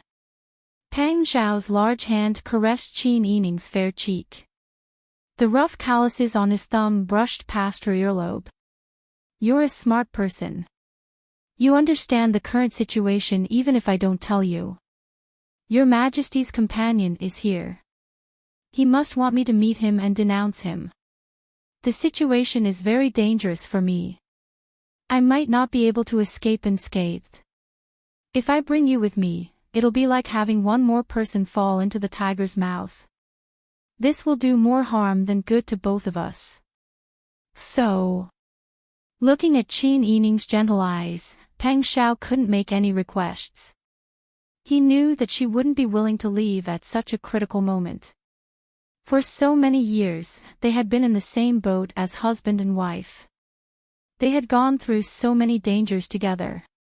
Qin Yining didn't even hide behind him like an ordinary woman. Instead, she would face the wind and rain in front of him and bear the burden for him. He wanted Qin Yining to be in a safe environment. He didn't want her to be in danger. However, he was worried that she wouldn't be willing. She would agree in front of him and do other things behind his back. Pang Xiao smiled and held Qin Yining's hand. Sister Yi, Sakurai's matter hasn't been resolved yet. You can go to Dongying and have a good talk with the famous Ishikawa Fusei. You can also meet Hiragana and ask if Sakurai has any unfulfilled wishes. You can deploy my men outside. If it doesn't work, we can use force to deter them. No matter what, we can give Sakurai a place to rest in peace. We can't let him wander outside forever. He saved you. We should also fulfill his wish. Qin Yining lowered her eyes and smiled. She knew that Pang Xiao was trying to use this matter to lure her away. It was indeed as Pang Xiao said. She was clear about the current situation. She also knew that if she went back with Pang Xiao, it would just be one more person entering the tiger's den. Seeing that Qin Yining didn't say anything, Pang Xiao was a little anxious. Sister Yi, listen to me. Now is not the time to be impulsive. We still have a long way to go. There's no need to throw everything away now. You know that this trip doesn't bode well. There's really no need for you to accompany me. I understand. Qin Yining pressed Pang Xiao's slightly cold fingers against her lips. As she stood up with a smile, Pang Xiao gradually stood up and looked down at her. Qin Yining said, I will leave with your men. I will take this opportunity to go to Dongying and resolve Sakurai's matter. Pang Xiao was dumbstruck.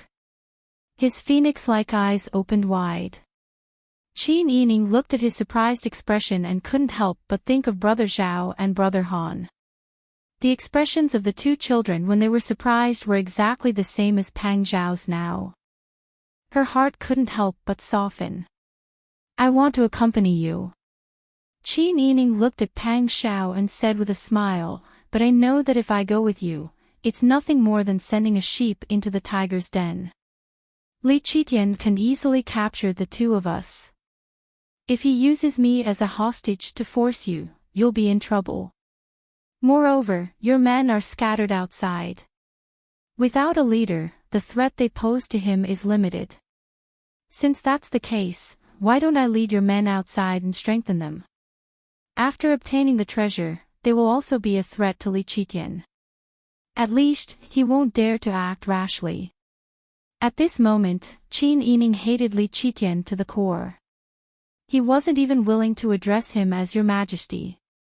Pang Xiao looked at Qin Yining. His expression gradually changed from surprise to a smile, and then to a hearty laugh.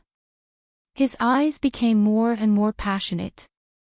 His emotions were like boiling lava in his heart, and a sense of heroism arose spontaneously. Just now, he had wanted to part with her temporarily, but his thoughts of having a child with her had already vanished. This was his woman. She was always able to bring him surprises. Although he loved her beauty and her occasional weakness, he loved her rational mind and strong soul more. This woman seemed to be an endless treasure that he could never dig out. He couldn't bear to let go of her. Sister Yi. Pang Xiao hugged her emotionally. Qin Yining smiled and rested his head on his shoulder. Don't worry.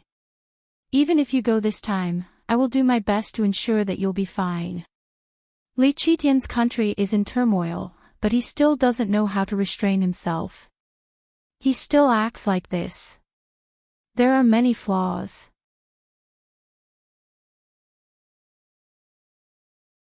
Chapter 1043.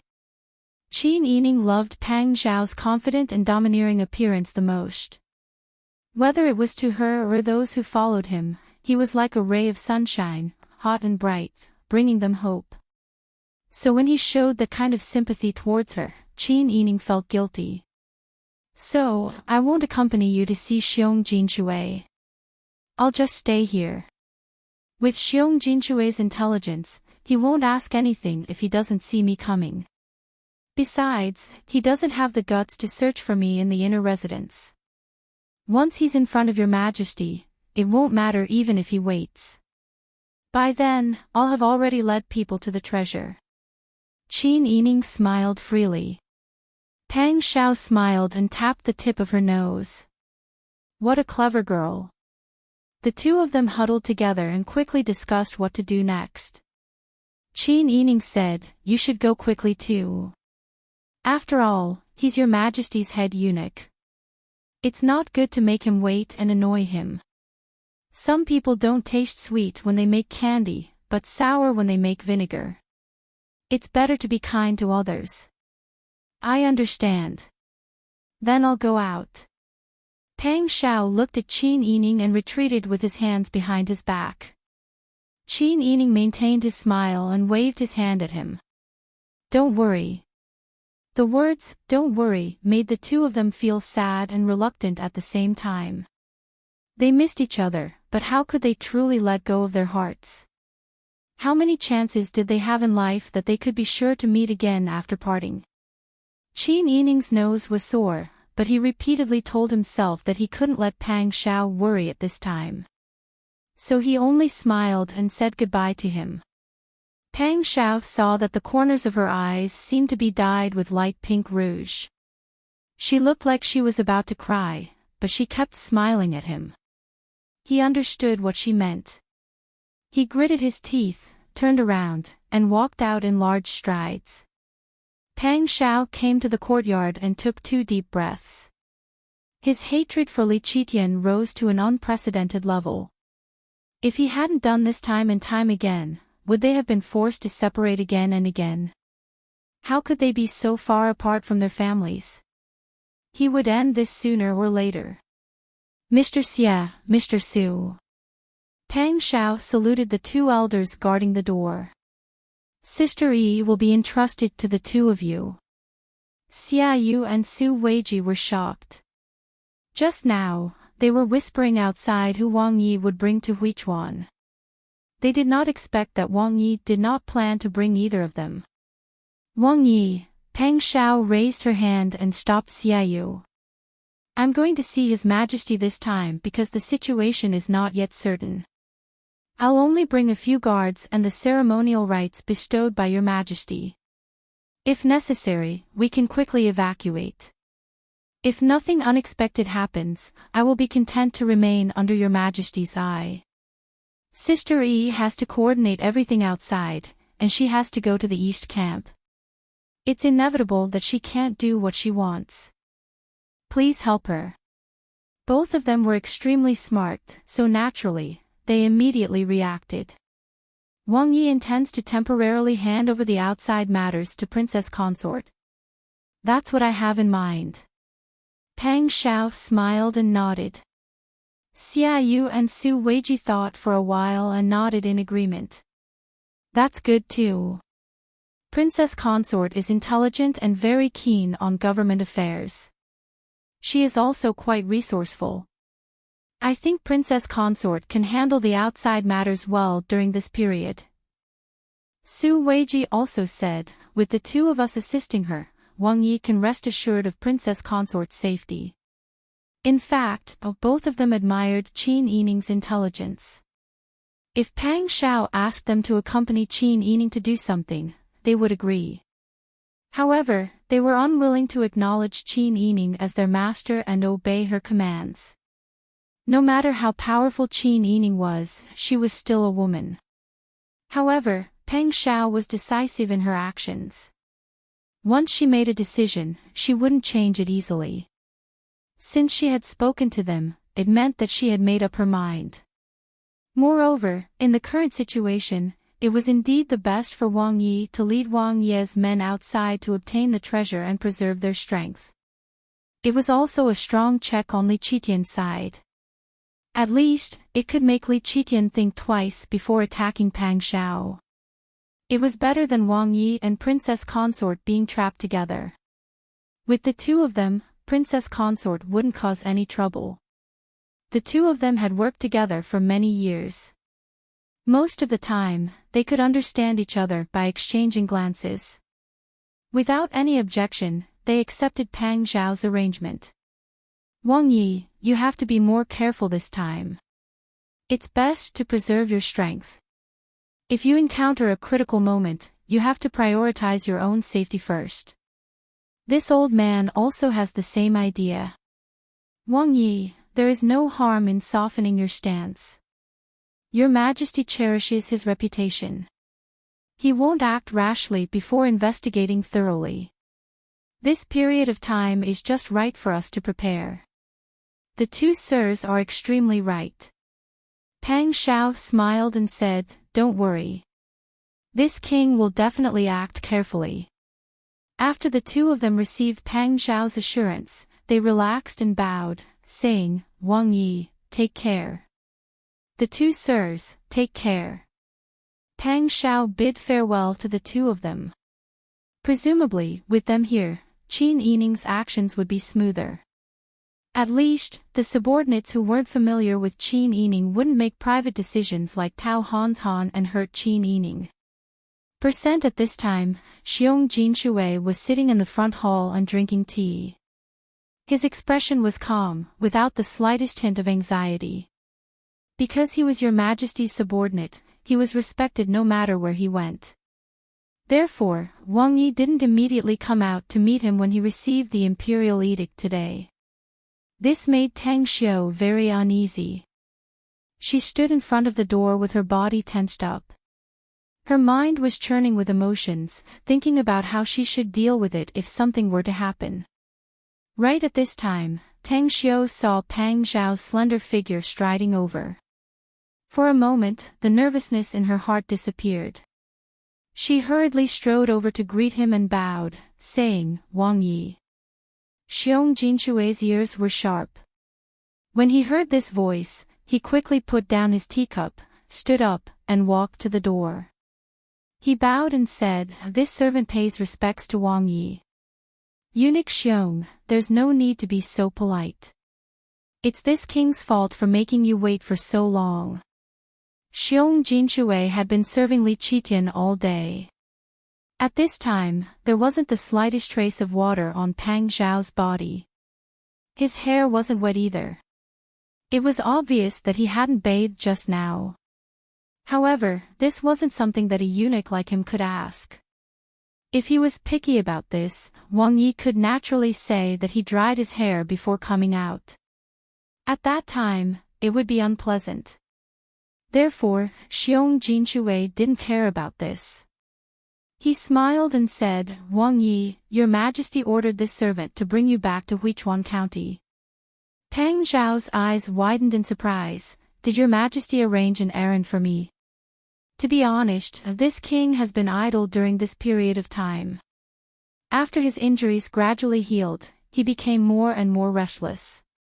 If Your Majesty has an errand for this king, it's exactly what he wants. Xiong Jinshui carefully looked at Pang Zhao's expression. Seeing that his joy didn't seem to be fake, he couldn't help but sigh in his heart and said, "Wang Yi, this servant doesn't know what errand for Your Majesty. He only ordered you to quickly go and meet him. Wang Yi, please set off with this servant immediately." "Meet him?" Your Majesty went to Huichuan County to inspect the imperial mausoleum.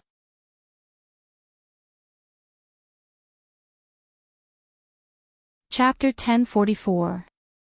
Xiong Jinshui thought so, but he didn't dare to say anything.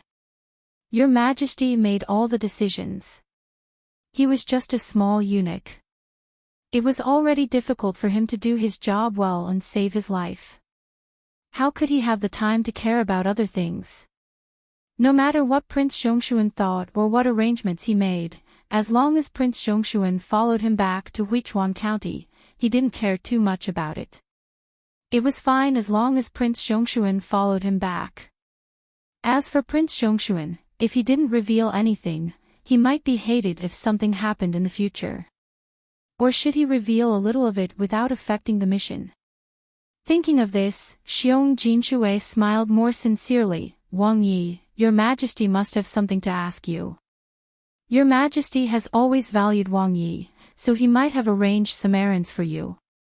Pang Xiao had been in the court for many years, so he naturally understood what Xiong Jinshui meant. It seemed that his judgment was right. Your Majesty did want to ask him about the treasure. As for arranging errands for him, it was completely guessed by the eunuch in front of him because he knew that Zhong Yibo was under house arrest. He gave him hope because he was afraid that he wouldn't return to Huichuan County. Pang Xiao was very funny. He was indeed your Majesty's companion. He was so cautious. I see. Since your Majesty ordered, then let's set off as soon as possible so that your Majesty won't wait for too long. Xiong Jinshui was overjoyed when he heard this. He smiled and saluted. Wang Yi is really loyal to your Majesty. It's admirable. Don't say that. Eunuch Xiong works hard for your Majesty all day long. That's admirable. The two of them politely complimented each other, and Pang Xiao ordered Tang Xiu to tell the guards to prepare for departure. Of course, Xiong Jinshui hoped to reach Huichuan County as soon as possible, so he didn't care about the fact that it was late. Even if it was late, he could just sleep for the night. However, when the group was ready to set off, Xiong Jinshui found that Pang Xiao didn't bring his family. Wang Yi. Why didn't I see Princess Consort? Xiong Jinshui asked cautiously. Pang Xiao said, unfortunately, this king's health improved a few days ago. He had nothing to do, so the Qin clan took the servants out to play. Eunuch Xiong must have heard of her temper.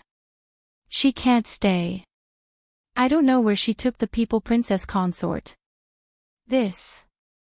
Xiong Jinshui hesitated. He naturally knew that the princess consort was different from ordinary noblewomen. But if he didn't bring the princess back, he didn't know if the emperor would blame him. After all, Xiong Jinshui was well aware of why His Majesty had summoned His Highness. He couldn't help but suspect. Did Wang Yi know that the situation wasn't good, so he deliberately didn't take princess consort? After all, everyone knew that Prince Zhongshuan valued princess consort. They didn't have any other relatives, so they relied on each other. If Prince Zhongshuan knew something, it was possible for princess consort to escape. Xiong Jinshui had hundreds of guesses in his heart, but he only dared to think. He didn't dare to ask. Who was Prince Zhongshuan? He was a ruthless person who killed people without blinking. No matter what, he was just a eunuch. How could a servant dare to question Wang Yi? What's more, with Prince Zhongshuan's status, the fact that he was willing to explain to him was already giving him enough face. He didn't dare to refuse the face that was given. Even though his heart was full of thoughts, it was just a breath. Pang Xiao saw Xiong Jinshui's attitude and asked in a low voice, "This king is also worried about princess consort. Is your Majesty anxious to see this king? If you aren't, this king can send people out to search. When the time comes, us husband and wife can see His Majesty together." Xiong Jinshui was so scared his whole body trembled. If they searched for too long and delayed the proper business, your Majesty would swallow him alive. Wang Yi, your Majesty originally wanted Wang Yi to see His Majesty. Nubi was just worried that Princess Consort would be anxious if she didn't find Wang Yi when she came back from her trip. So it's like this. This king misunderstood. Pang Xiao said with a smile. No matter. This king left servant girls to watch over the house. Princess Consort will know when she comes back. Wang Yi is thoughtful. It's Nubi who thought too much. Wang Yi, how about we depart now? Xiong Jinshui didn't want to offend this evil spirit. It was more important to finish the task quickly. Pang Xiao immediately nodded and said with a smile, of course. Then let's depart. Xiong Jinshui immediately nodded and greeted the dozens of soldiers from the 5 army barracks who came with him. Then he led Pang Xiao to the carriage outside the door. Wang Ye's ceremonial guards were just like when he entered the city. At this time, there was a huge and long line. When the people of Dongfu County heard the news, they all gathered around to watch. At this time, the streets and corners were crowded with people. Seeing Wang Yi being helped out by a middle-ranking official, the people couldn't help but whisper to each other. There was even a hothead who asked at the top of his voice, "Wang Yi, are you going back to the capital?" When someone asked, another person immediately echoed, "Is Wang Yi going back to handle some matters for your majesty?" Wang Yi is going to leave just like that. Will you still return to Dongfu County? The people asked sincerely. They really couldn't bear to part with Pang Xiao.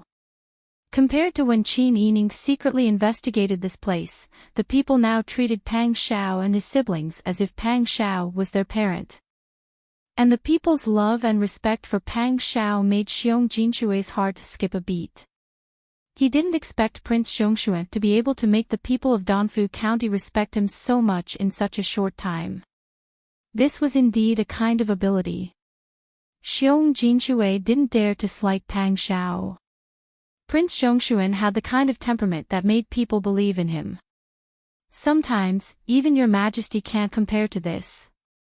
As soon as this dangerous thought popped up, Xiong Jinshui quickly extinguished it. After Pang Xiao waved goodbye to the people, he helped Pang Xiao into the carriage. Then, the long ceremonial procession slowly left the county under the escort of dozens of cavalrymen from the 5 armies. The people lined the streets to send them off. Because of Pang Xiao's magnanimity and protection, they were now able to avoid punishment. Pang Xiao was their benefactor. When their benefactor was about to leave, many people spontaneously came to send him off. Some people even brought shoes, socks, dried food, salted vegetables, and other things from their own homes and stuffed them into the hands of the generals in the procession. Xiong Jinshui was deeply shocked by such a lively scene. It also attracted the attention of many people. Just as Pang Xiao's procession left the city gate, Qin Yining, Ji Yun, Xiaoyu, and Su Weiji also brought a few people from the Qing-Tian alliance, as well as the guards that Pang Xiao left for Qin Yining. After changing their appearances, they quietly left the prince's mansion through a small alley. They walked in the opposite direction and left Dongfu County through another city gate. "Madam, where are we going now?" Yuan Yun was wearing an old, dark green vest made of fine cotton. Her skin was slightly darker, and her cheeks were flushed. She looked like a girl from the countryside. Qin Yining was wearing a dark blue cotton jacket and an 8-piece skirt of the same color. His hair was combed into a simple bun. Xiaoyu's cream was applied to his face, neck, and hands. His skin had turned sallow, and he looked sickly. He was completely different from before.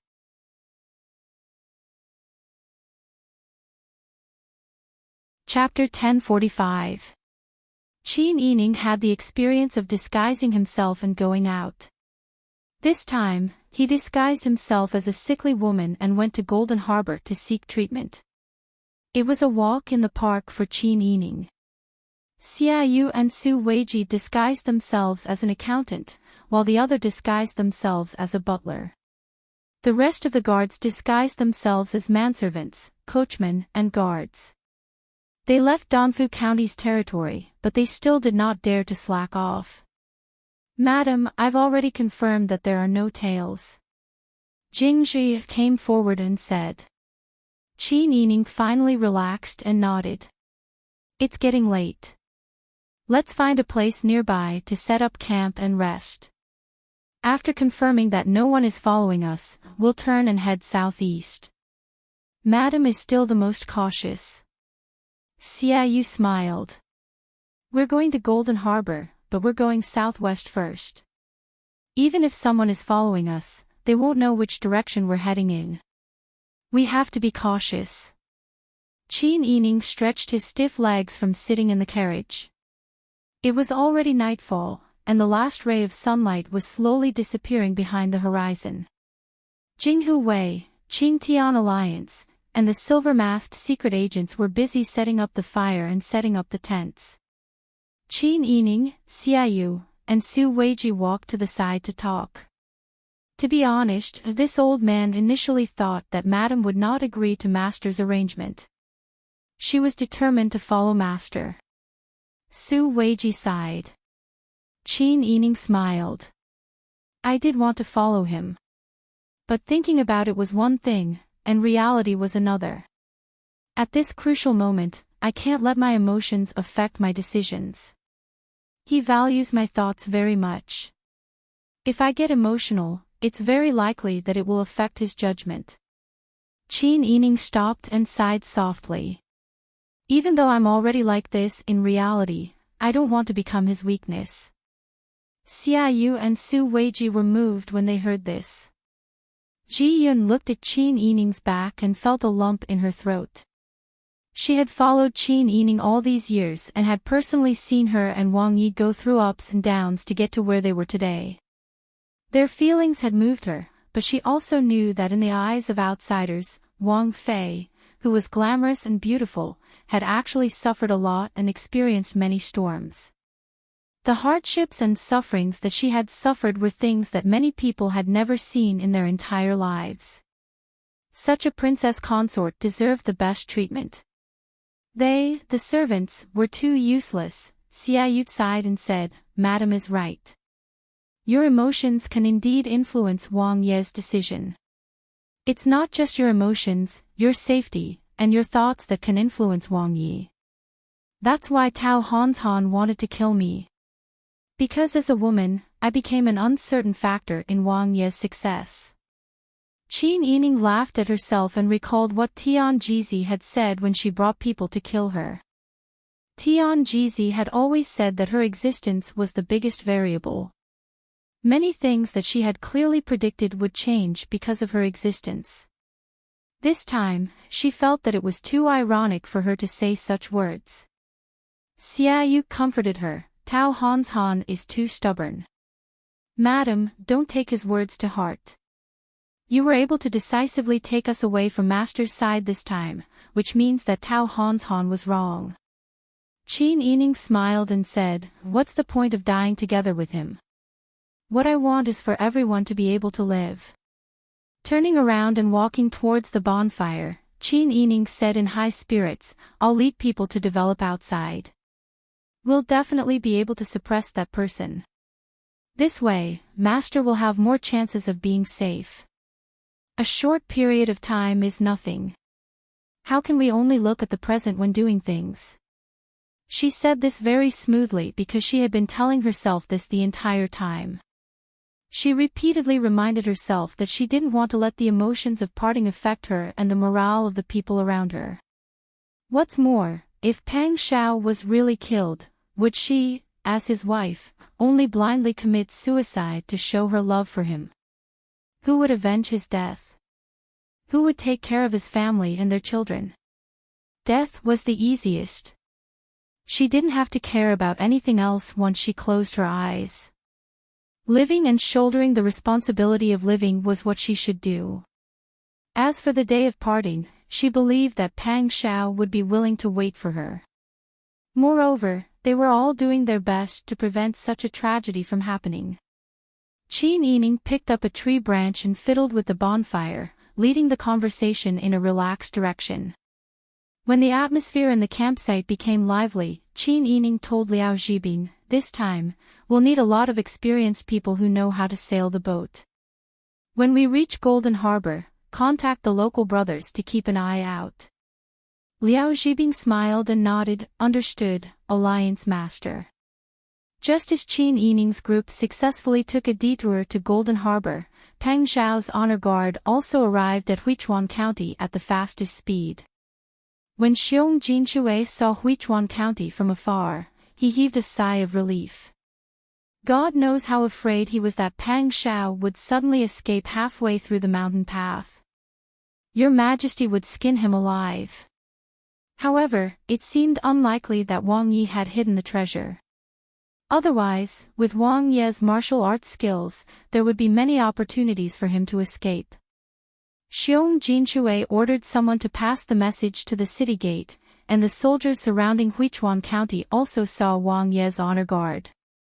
Many of the cavalrymen had followed Ma Qing to Danfu County last time, and many of them regarded Pang Xiao as the god of war in their hearts. Therefore, when they heard that Prince Zhongshuan had arrived, they were all very excited. However, due to the order, everyone stood still and did not dare to move. Pang Xiao lifted the curtain of the carriage and looked at the county that was getting closer and closer. He ordered the troops to speed up. At this moment, a group of cavalrymen suddenly rushed out of the city gate, divided into 2 rows, and rushed in his direction. Pang Xiao was stunned, and immediately ordered the troops to stop. Dust flew under the hooves of the horses, and the whole group was soon surrounded by the cavalrymen. When Ma Qing came closer and saw Pang Xiao in the carriage, he felt complicated and guilty. He also felt helpless that he had to obey the imperial edict. He got off the horse, cupped his hands, and saluted, "I'm here to bring Wang Yi into the city under the imperial edict." "Thank you, Commander Ma." Pang Xiao could see that he was in a difficult position, so he immediately smiled and signaled to Tang Xiu. Tang Xiu immediately went forward to help Ma Qing. Ma Qing saw that Wang Yi did not blame him at all, and his heart suddenly warmed. He said with mixed feelings, "Wang Yi, your majesty is at the yamen, please invite Wang Yi into the city. Lead the way." Yes. He was supposed to be escorting, but after Pang Xiao met with Ma Qing, he quietly led the way.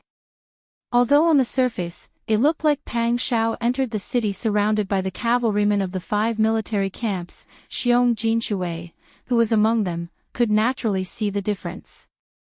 He was indeed loyal to your majesty, but who would dare to offend such a Prince Xiongxuan? He believed that even now, if Prince Xiongxuan really killed him, your majesty would not say anything. Even if your majesty was willing to stand up for him, could he be resurrected after losing his life? Xiong Jinshui immediately thought about where he should stand. He also had a plan in his mind about what your majesty said.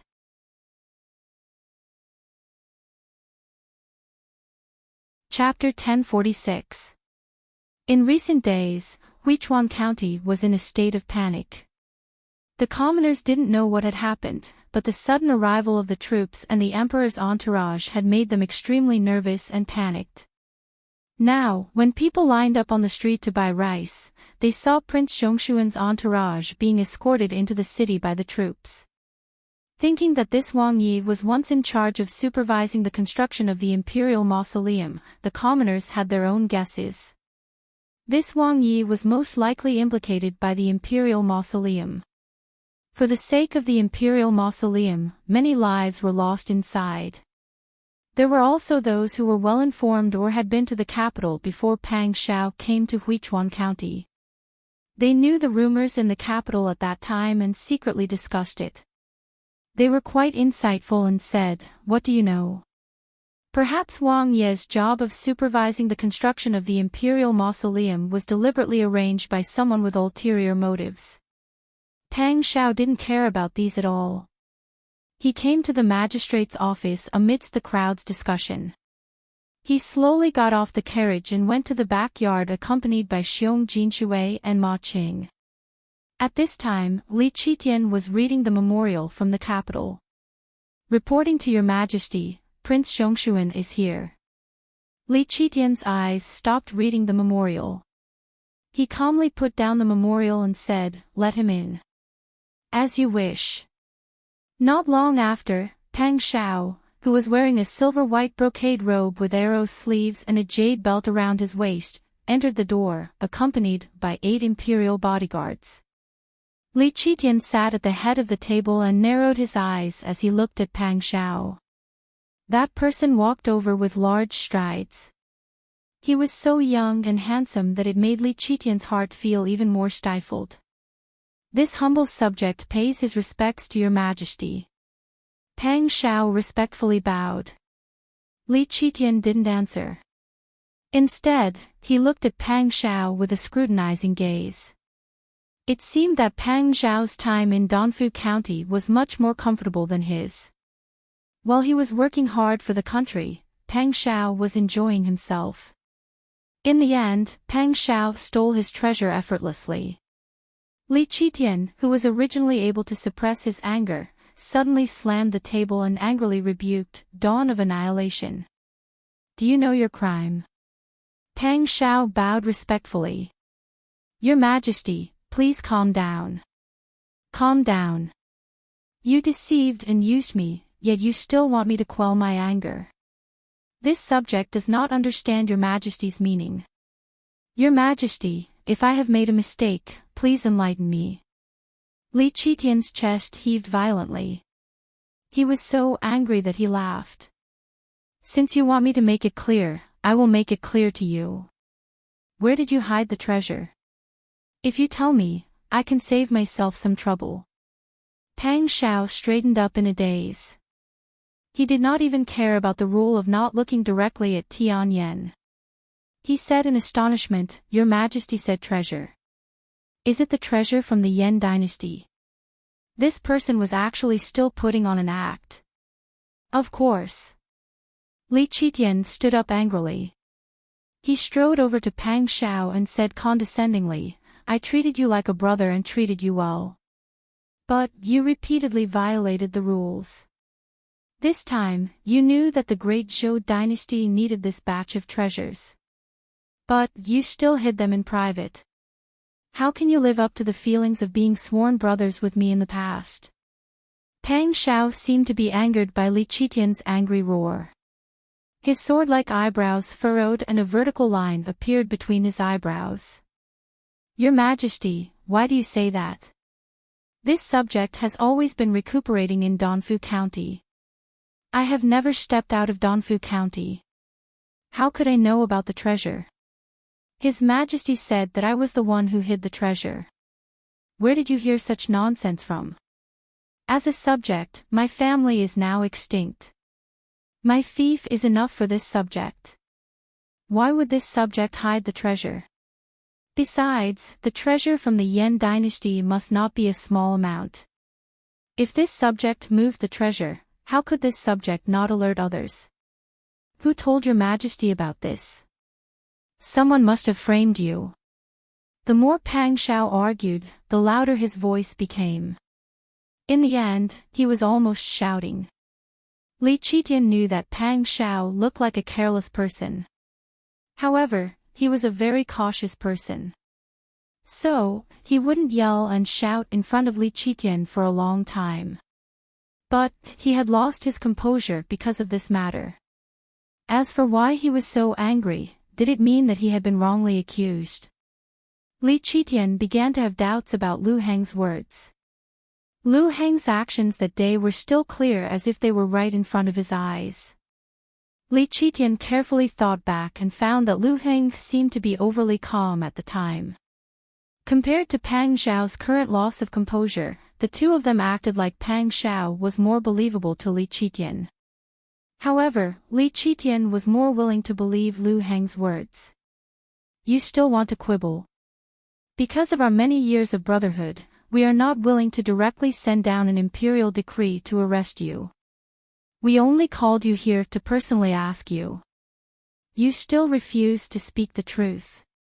Do you want us to open a court to interrogate you or hand you over to the 3 law departments before you speak the truth? Then Your Majesty can just hand this subject over to the 3 law departments. Pang Shao straightened his neck and said in a hurt manner, This subject is loyal and devoted to Your Majesty. Because of our friendship in the past when we fought for the country together, although I serve Your Majesty as my master, I treat Your Majesty as my older brother in my heart. I did not expect that Your Majesty would believe other people's nonsense and accuse this subject without any evidence.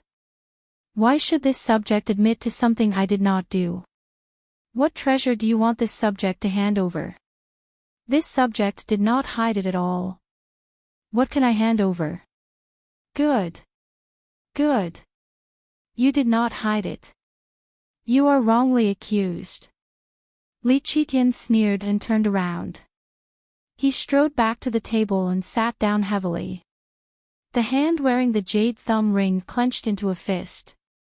If you refuse to speak the truth now, we will have you go to the 3 law departments to speak.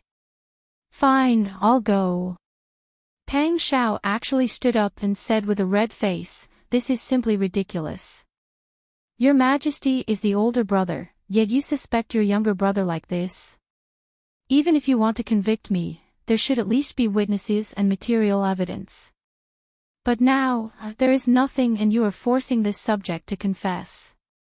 This subject has never seen any treasure, so how can I confess? How can I say where it is? Your Majesty is simply ridiculous. You! Li Qitian was furious and slammed the table. Do you still have us, the Emperor, in your eyes? If you were not the Emperor, I would have beaten you long ago. Look at yourself. Do you still have the appearance of an older brother? Impudent. Come, drag this insolent fellow away for us. Give him 20 planks and teach him what rules are. The imperial bodyguard standing inside and outside the room had long been scared into silence. They had followed Li Qitian for many years, but this was the first time they had seen an official dare to quarrel with Your Majesty. Now, Your Majesty was so angry that he wanted to flog Wang Yi. They all felt embarrassed. Prince Zhongshuan did not say anything wrong, but he pinned the blame on others without any evidence and even forced them to ask about the whereabouts of the treasure. How could they say anything? Your Majesty has really lost his head over the treasure these days. They just did not know if Your Majesty would regret flogging Wang Yi now. What if Wang Yi bore a grudge against them and wanted to take revenge in the future? Several imperial bodyguards came forward to hold Pang Zhao's arms and dragged him out. Pang Zhao was still angry and shouted, "Your Majesty wronged a loyal subject. Without any evidence, you want to convict this subject of a crime and punish a loyal subject for no reason. This subject is not convinced."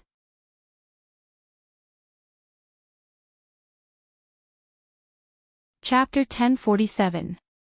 Pang Zhao's arms were held by 2 imperial bodyguards, one on the left and one on the right. In fact, in terms of martial arts, he could easily get rid of the restraint. But at this time, although he shouted, "I don't accept," he didn't struggle at all. Seeing him like this, the imperial bodyguards couldn't help but sigh. Prince Zhongshuan was really loyal to Your Majesty. They knew that with their own weight, they would not be able to last more than 2 rounds in front of the prince, but the prince was willing to be restrained by them. It could only be said that although he did not accept the punishment given by the emperor, he did not have the intention to disobey. For the sake of the treasure, His Majesty had gone crazy. While everyone was sighing in their hearts, the eunuchs had already moved a stool over. The imperial bodyguards pushed Pang Zhao to lie down and pressed his legs down. Pang Zhao still didn't struggle. He just raised his head and said loudly, "Your Majesty falsely accused a loyal subject. For the treasure, he even disregarded his brotherhood. This subject was loyal to the country and risked his life. Your Majesty listened to the slanderous words of a lowly person and beat this subject without any evidence. This subject didn't know about the treasure at all. Even if Your Majesty beat this subject to death today, this subject wouldn't be able to say where the treasure is hidden." Pang Zhao shouted loudly. It seemed that he was incoherent because of anger. But the meaning of these words was very clear. In order to find the treasure, Your Majesty listened to someone's slanderous words and believed that it was Prince Zhongshuan who hid the treasure. Now, he didn't even care about the Brotherhood and Prince Zhongshuan's numerous meritorious deeds. He actually wanted to beat him in public. Wang Yi was pressed down and beaten with a board. This kind of humiliation was simply unheard of. Pang Zhao's angry roar spread far and wide. Even the guard standing guard outside the yamen and the occasional passerby could hear it clearly. Li Qitian angrily rebuked, "Why haven't you shut his mouth yet?" The imperial bodyguards didn't dare to disobey and could only use a clean handkerchief to stuff Pang Zhao's mouth. The eunuchs who carried out the punishment brought the board and stood on the left and right. They looked at Your Majesty with weak hands and feet. "Beat him. Beat him hard," Li Qitian roared. "As Your Majesty commands." The eunuchs didn't dare to be negligent. They gritted their teeth and raised the board. Then there was the sound of the board cracking. the eunuchs didn't dare to kill Wang Ye's life. And the board hit on Pang Zhao's buttocks. Soon, blood burst out on Pang Zhao's silver outer's robe. It of Pang Zhao's. It looked really of Pang Zhao's silver robe. Of Pan of S of Zhao of S is SSS Pan, S is Yi of us. This Wang Yi, who shed his blood for the establishment of Dezhou's dynasty, who destroyed northern Ji and pacified Dian, the god of war, who made those who opposed Dezhou tremble at the thought of him, was actually being beaten for a groundless crime. This made everyone's hearts turn cold. It also made everyone see your majesty's coldness. Even if they had been loyal to your majesty for many years and were your majesty's sworn brothers, they would still be beaten when it came to matters of personal interest. What about them? Li Qitian looked down at Pang Zhao's body with the board. He saw that his outer robe was stained with blood. He felt unprecedentedly refreshed. What about the Ziwei Emperor's star that Tian Jizi calculated? Didn't he still have to bow down to him? Didn't he still have the power to decide his life and death with just one word? So what if he was loved and respected by the people and respected by the soldiers? Wasn't he still able to hold him down and beat him with just one word? If he wanted him to live, he would live. If he wanted him to die, he could take his head with just one word. He was the true son of heaven. So what if those people who misled the public with their lies made up and sent out random calculations? Li Qitian's anger was replaced by pride. At this moment, he felt refreshed. He had never felt so carefree in recent years. He couldn't help but think that if he had known that beating Pang Zhao with the board could relieve the depression in his heart, he would have beaten him up long ago. The sound of the board hitting his buttocks stopped for a moment. Pang Zhao lay on the bench, his head drooping weakly. His long hair was scattered on the ground, and his arms were hanging down. He had already lost feeling in them. The large bloodstains on his buttocks were really glaring. His situation was so miserable that it made the hearts of the bodyguards on the side ache. The god of war, who made the enemies tremble in fear on the battlefield, actually fell into such a situation. Li Qitian walked up to Pang Zhao coldly. He crossed his arms and looked at Pang Zhao's weak appearance. Do you know what you did wrong? Pang Zhao hung his head and didn't respond. Li Qitian didn't think that Pang Zhao would be knocked unconscious by 20 boards. In the past, on the battlefield, he could still break the arrows and continue to fight after being hit by 2 arrows. Now, it was only 20 boards. How serious would it be? Pang Zhishi. Li Qitian raised his voice. But Pang Zhao still didn't move. The imperial bodyguard on the side hastily squatted down and lifted Pang Zhao's drooping head up. He removed the handkerchief from Pang Zhao's mouth. Only then did he realize that Pang Zhao's forehead was covered with sweat, and the handkerchief was stained with blood. Your Majesty, Wang Yi has fainted. Li Qitian was suspicious.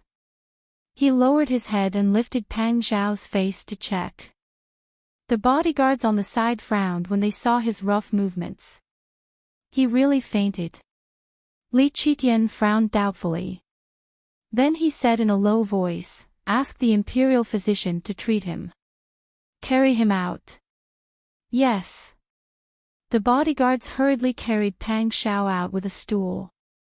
The imperial bodyguards had mixed feelings when they saw Wang Yi being carried out like this. His blood-stained robe was really dazzling. Tang Xiao and other Jinghu Wei, who came back with Pang Zhao, were blocked outside the door. When they saw Pang Zhao being carried out, they all rushed forward and cried with tears in their eyes, Wang Yi, wake up." The scene was so miserable that it made people's noses ache. Li Qitian felt disappointed. He didn't get to ask about the whereabouts of the treasure, but Pang Zhao provoked him so much that he couldn't hold back his anger and gave him a beating. However, it was also a good thing to have the opportunity to control Pang Xiao by his side. Sitting behind the desk, Li Qitian clasped his hands and gradually calmed down. Lu Heng and Pang Xiao, which one of them was telling the truth? Was the treasure hidden, or was it still mixed in with the other stones? Li Qitian had already ordered his trusted subordinates to track down the stones in the other 9 directions. However, the mountain was high and the road was long. He couldn't get the information immediately. He was really anxious. Seeing that there was finally a trace of the treasure that he couldn't find, but the fat meat in front of him was lost, he was anxious and angry. While Li Qitian was frowning and thinking, the news that Prince Xiongxuan was beaten for no reason had already spread. For a time, the city was in a state of panic. First, Huichuan County was surrounded by soldiers and horses. Then, the county magistrate was put under house arrest. Then, Wang Yi was escorted into the city and beaten in the blink of an eye. Your Majesty is here to make a big move. What does he want to do? The line to buy grain was 4 rows long and snaked out for 2 streets. The price of grain has risen again today. Is your Majesty going to do something about it? Why is a loyal official like Prince Xiongxuan beaten? A man with a burlap sack muttered in a low voice.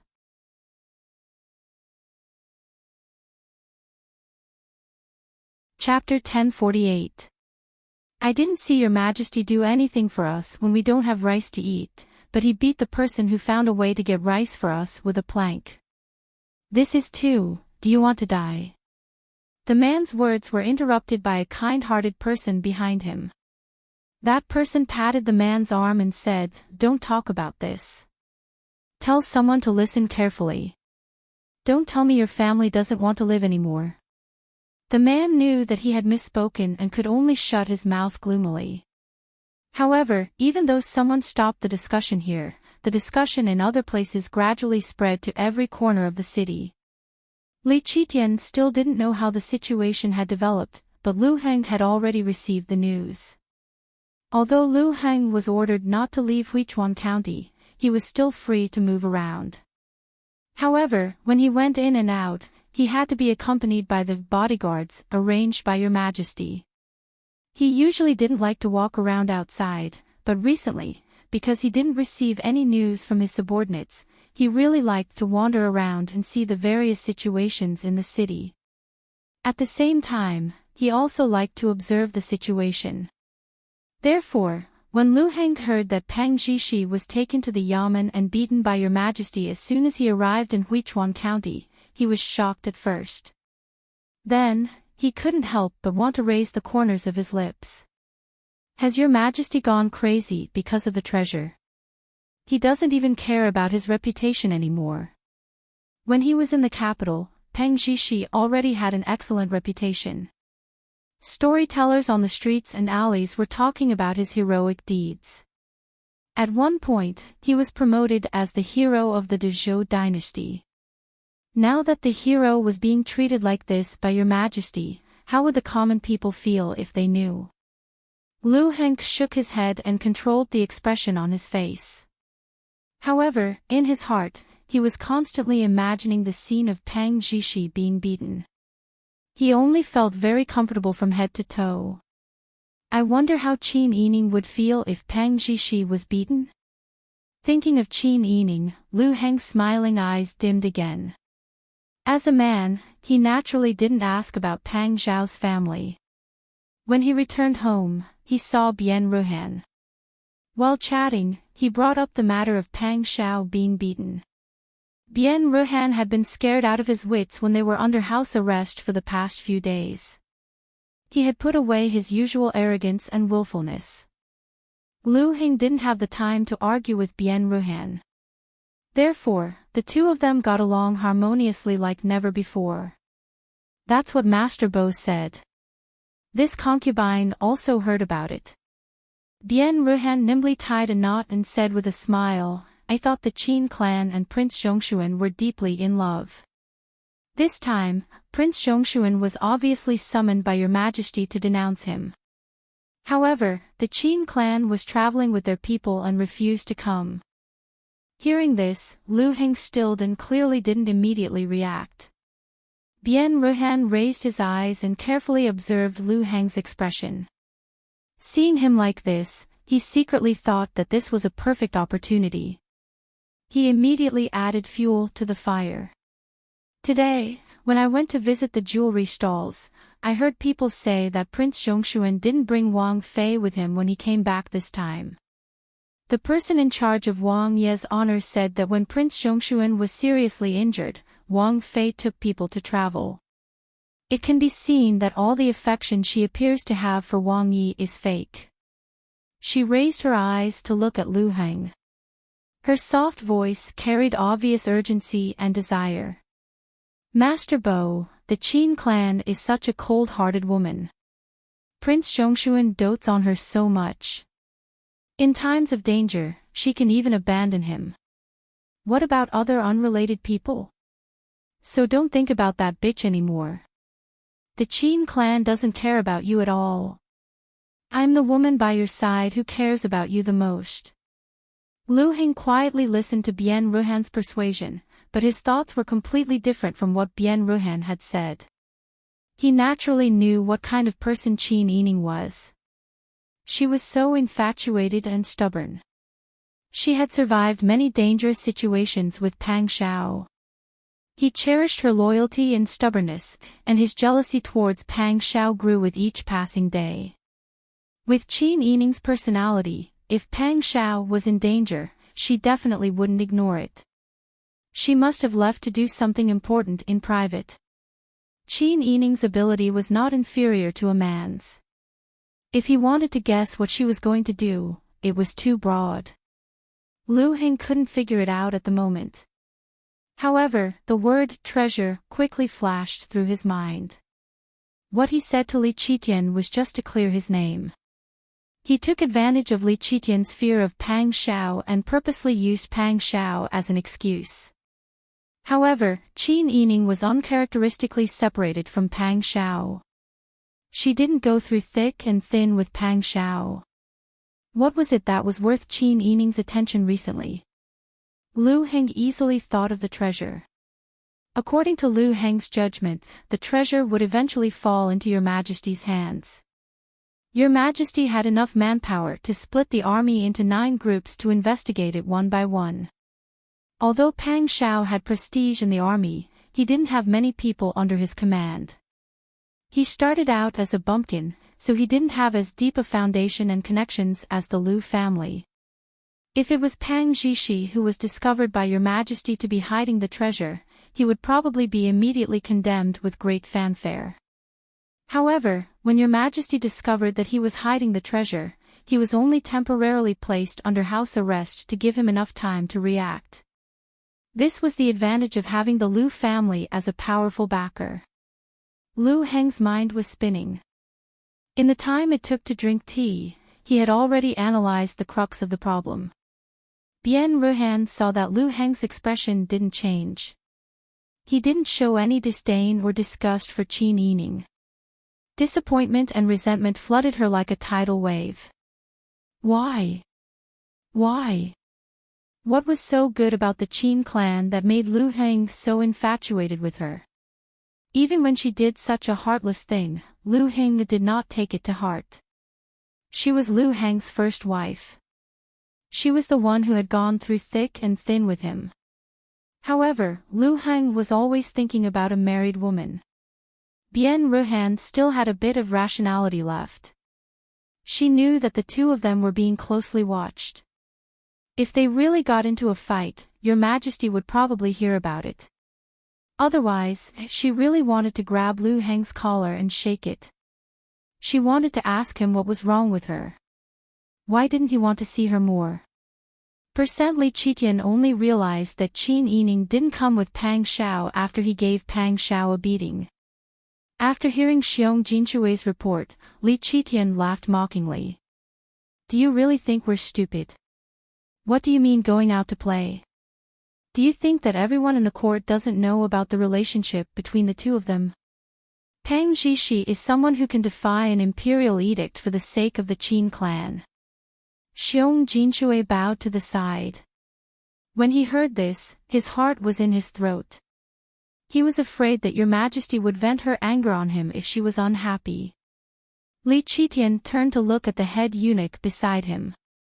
Do you really think that the Qin clan is going out to play? Xiong Jinshui didn't have time to think too much at this time. He was only thinking about how to make Your Majesty happy. He casually said, Your Majesty is farsighted. He must have thought of this a long time ago. This servant is just sharing this servant's small opinion. Prince Zhongshuan is someone who loves his wife the most.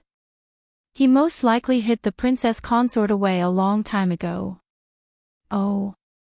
Why would he hide her for no reason? Xiong Jinshui choked. He immediately forced a smile and said, This servant doesn't know. Perhaps Prince Zhongshuan's family has already died out. Both the old and young are gone. He only has this wife left, so he wants to keep a family member. Family member. Li Qitian's train of thought was immediately led astray.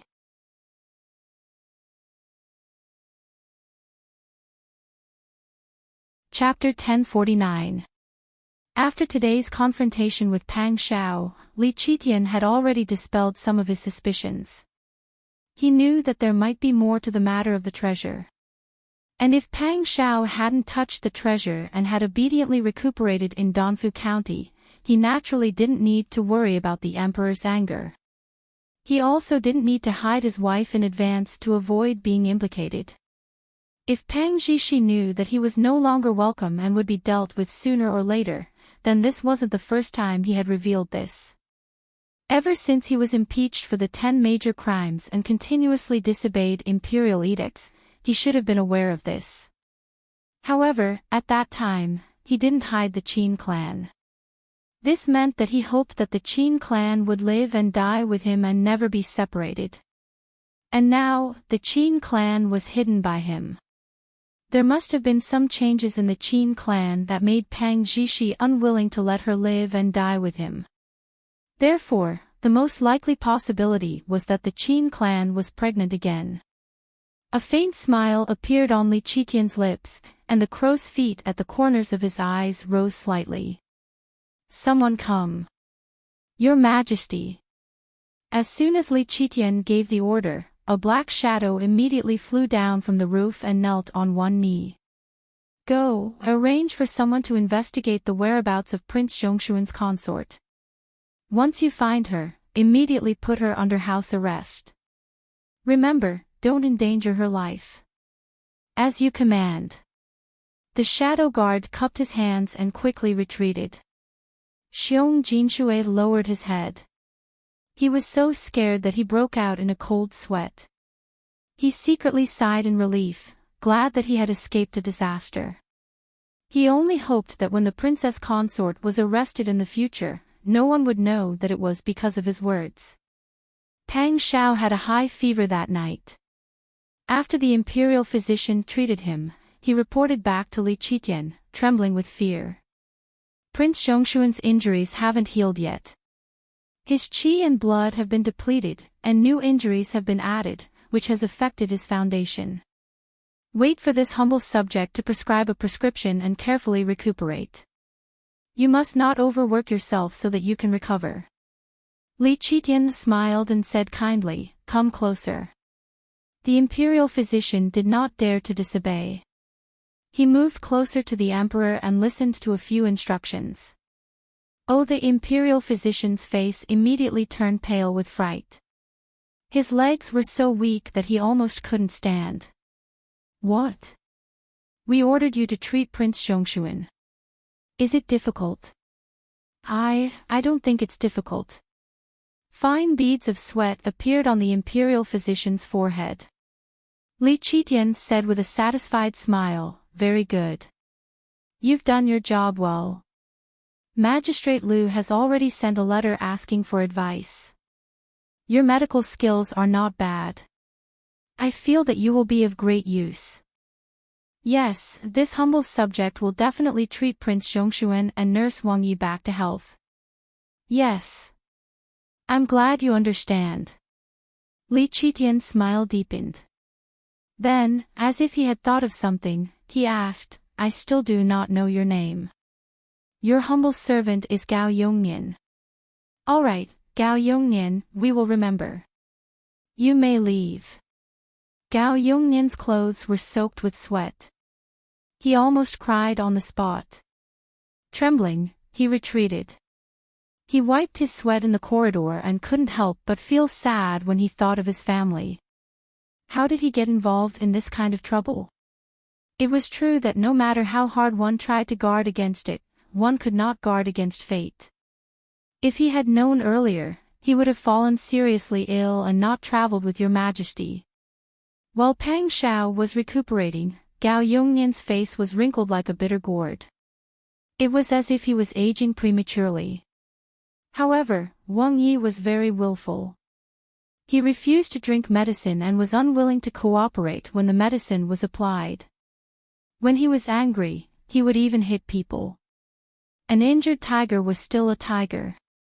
Gao Yongnian was almost scared out of his wits by Wang Yi. Pa. What kind of plaything is this?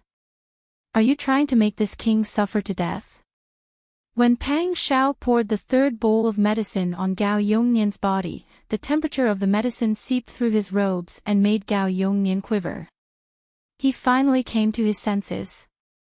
Wang Yi might not be willful, but he was just too smart. Lowering his head to look at his body, Gao Yongnian had a flash of inspiration and repeatedly apologized.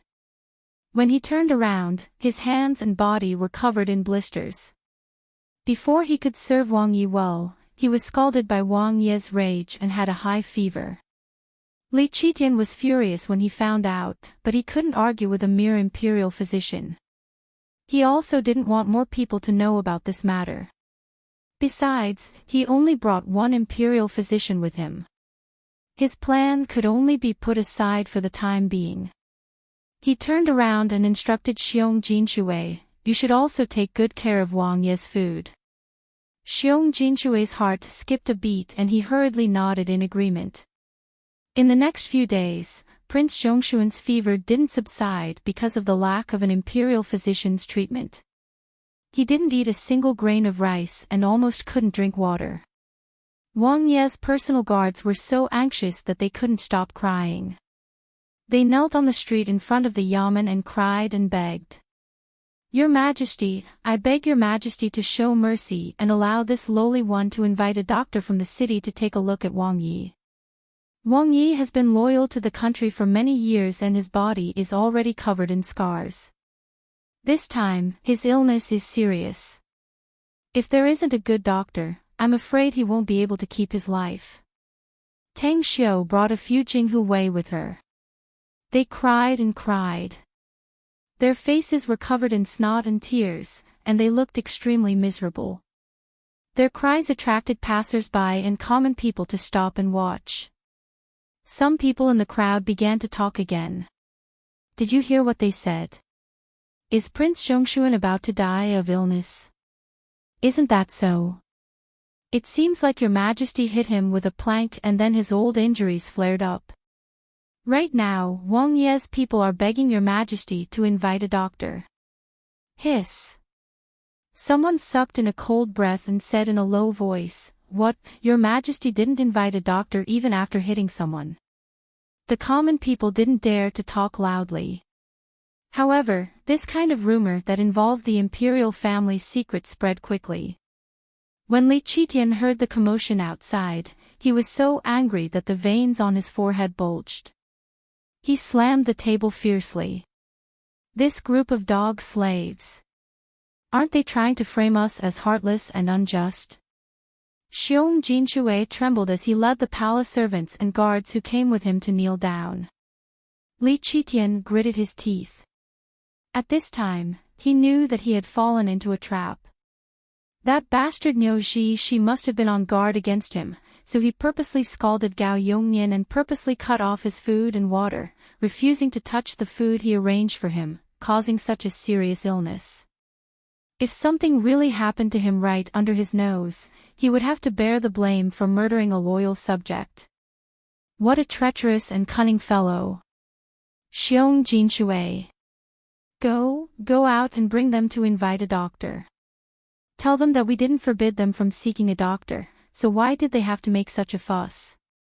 Xiong Jinshui immediately understood that Your Majesty had temporarily given up on that day's plan.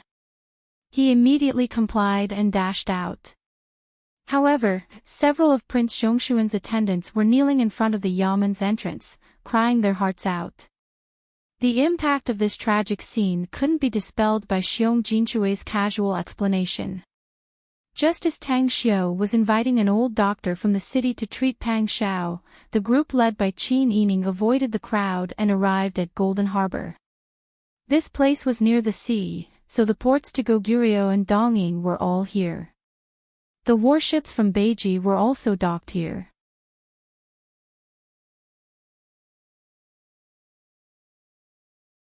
Chapter 1050. Young Master, look over there. Ji Yun, who was disguised as a handsome attendant, pointed at the workers who were working in full swing at the docks. Are they dismantling the ships? It's really a pity for these good ships. Your Majesty must not have seen these warships from the previous dynasty with his own eyes. Otherwise, he wouldn't be willing to dismantle them. Ji Yun grimaced in pain. Qin Yining sighed with emotion. That's right. During the time of Beiji, who knows how much manpower and material resources were used to build these warships. At that time, Beiji's navy could be said to be the overlord of the sea. They drove the barbarians out of the sea so that they wouldn't dare to invade the coastal people. Who would have thought that in just 100 years, these warships that had done so much to protect the people would be dismantled and used to build the imperial mausoleum? Qin Yining really didn't expect that Li Qitian would be so stupid as to kill the goose that laid the golden eggs. In the past, she didn't think that Li Qitian was so stupid, but now he had become like this. Could it be that when someone reached this position, their thoughts were no longer the same as before and they only considered their own power and benefits? She only pitied the people of Dezhou. The sea breeze blew, bringing with it the unique fishy smell of the coastal area. Qin Yining's outer robe fluttered in the wind, and the hairband used to tie up his hair also made a slight noise. Su Weiji behind him smiled and said, "Young master, let's go into the city first.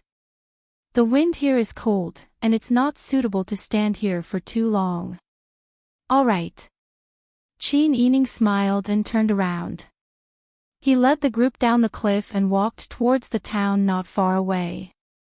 As a big city near the docks, Golden Harbor not only covered a large area, but even the streets showed a different vibe of prosperity than they had seen along the way.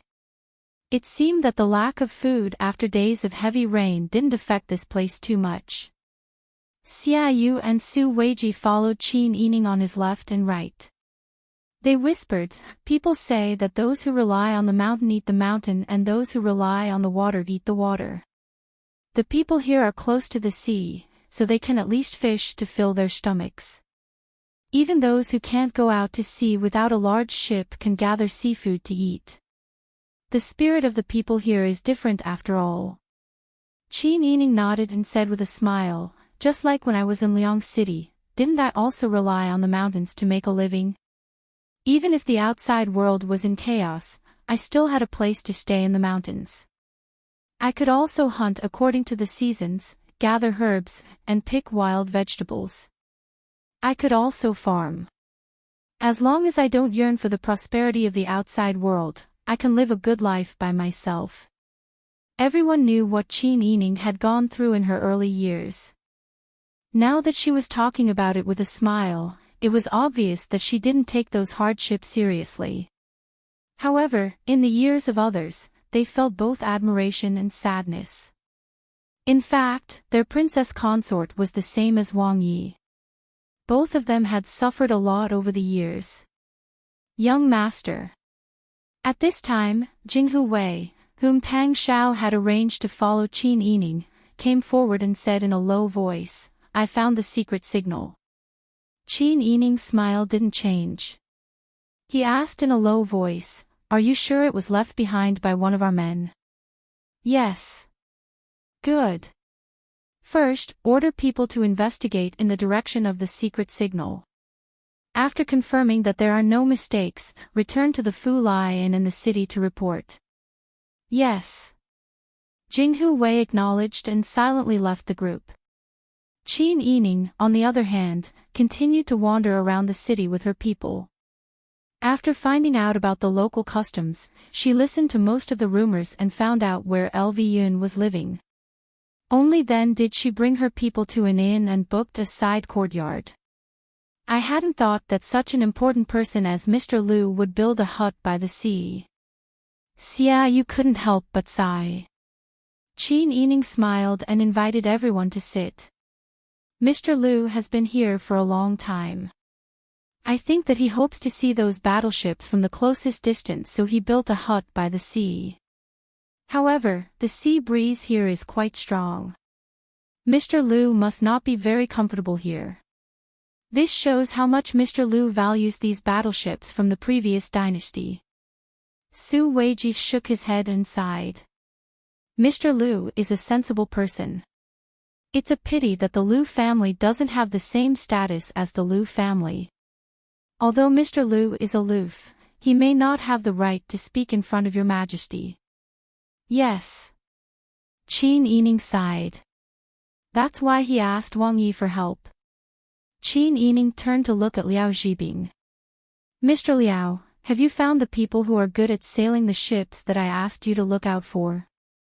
"I've already found them. They've all been settled outside the city." "That's good. It's all thanks to Mr. Liao. Otherwise, I wouldn't know what to do. I really have to thank Mr. Liao." The people of the Qing-Tian alliance were good at things that Jinghu Wei and the others were good at. During this period of time, Liao Zhibing and Meng Qin had been by Qin Yining's side and had put in a lot of effort. Liao Zhibing's face turned red from the gratitude and he quickly waved his hand. "It's my honor that the alliance master trusts me. There's no need to be so polite. We're all brothers of the same family." Qin Yining smiled and said, "Yes, we're all brothers of the same family. I'm being too polite." The few of them chatted and laughed for a while. At this moment, Jingzhe quickly walked in. "Princess Consort, there's news." Qin Yining's spirits were lifted and he couldn't help but sit up straight. He looked at Jingzhe questioningly. Jingzhe said, "Our people found out that Wang Yi went to Huichuan County and was escorted into the city by your majesty's people. Your majesty even hit Wang Yi with a plank. Wang Ye's condition isn't very good now that he's injured."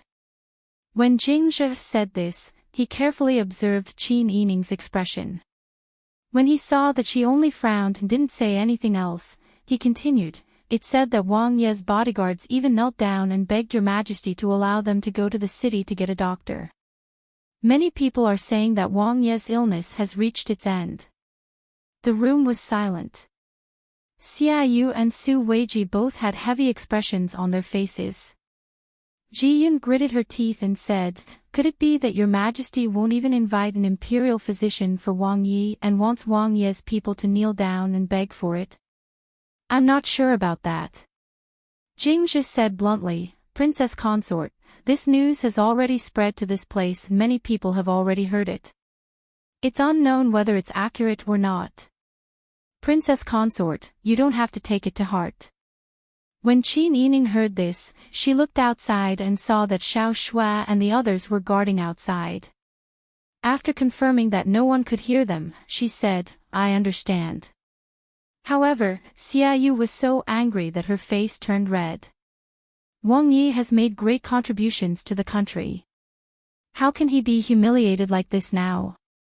The dignified Prince Zhongshuan is actually being pressed down and beaten with a plank." Su Weiji's hands were trembling. Thinking about it, Wang Yi is such a hero. He didn't get so sick even when he was seriously injured in front of the two armies.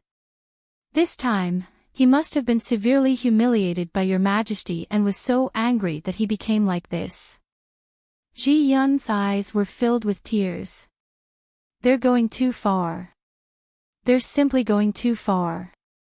Qin Yining knew that Pang Xiao would definitely face a bad situation when he went to Huichuan County. However, she didn't expect that Li Qitian would directly press him down and beat him with a plank.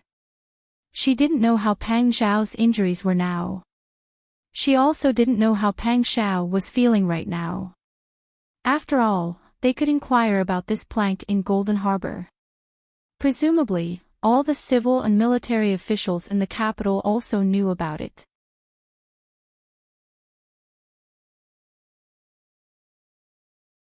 Chapter 1051. Qin Yining shook his head and slowly said, "No need. Since everyone knows about this, your majesty will not allow anything to happen to Wang Yi. We have more important things to do right now. If we don't do it well, there will be more trouble in the future." Qin Yining's words were vague, but everyone present was smart. How could they not understand the meaning? Xia Yu said in a low voice, "Logically speaking, if this news was spread by word of mouth, it shouldn't have reached here so quickly. There is something fishy about this. But your majesty is a person who cares about face. If something really happens to Wang Yi, your majesty will not be able to escape responsibility." Yes. If Wang Fei didn't say it, Nubi wouldn't have reacted. Ji Yun said, "Your majesty most likely will not harm Wang Yi right now, and will protect Wang Yi." Everyone nodded in agreement. Qin Yining was worried about Pang Xiao's injuries and his mood was heavy. But she knew what was the most important thing right now. She had mentally prepared herself that Pang Xiao's side might not be successful. No matter what happened, she had to think of a way to expand the power of Pang Xiao. Only when the power in her hands was strong could she have a check on Li Qitian. Only then would Li Qitian have to think twice before acting against Pang Xiao and not act rashly. Taking a deep breath, Qin Yining adjusted his emotions. He temporarily suppressed his worry and said, "Right now, we only need to see if the other people are successful. If they can safely transport the goods here, our plan will be half complete. The other half will depend on Mr. Liu." Xia Yu and Su Weiji nodded in agreement and then asked, "Wang Fei plans to personally meet Mr. Liu?" "Of course," Qin Yining said with a solemn expression. "Mr. Liu is a great scholar. There's no need to talk about his virtue and status. If Mr. Liu didn't think about the country and didn't care about the worship, my understanding of him would only stop at the level of his knowledge and knowledge. Now I can see that he is a noble and wise man who cares about the country and the people. I am just a woman. Even if I went to visit him personally, Mr. Liu might not be willing to see me." After the incident with Tao Hanshan, Qin Yining realized how much women were looked down upon in this world. Moreover, the more knowledgeable a person was, the more they despised women. Xia Yu smiled and said, "You don't have to worry. Wang Yi should have arranged everything clearly. Since Mr. Liu agreed to Wang Yi's proposal and is now willing to settle down here, it means that he doesn't care that you are a woman." Knowing the knot in Qin Yining's heart, Su Weiji also smiled and comforted, "Wang Fei is a woman who does not lose to men. We all say in private that if Wang Yi didn't have a virtuous wife like Wang Fei by his side, how could his actions be so smooth? Wang Fei has helped Wang Yi a lot. Only those blockheads would care that Wang Fei is a woman." Qin Yining felt their good intentions and said with a grateful smile, "Many thanks for your comfort. In reality, I've already thought it through. Everyone's circumstances are different and their personalities are different. Naturally, their thoughts are different.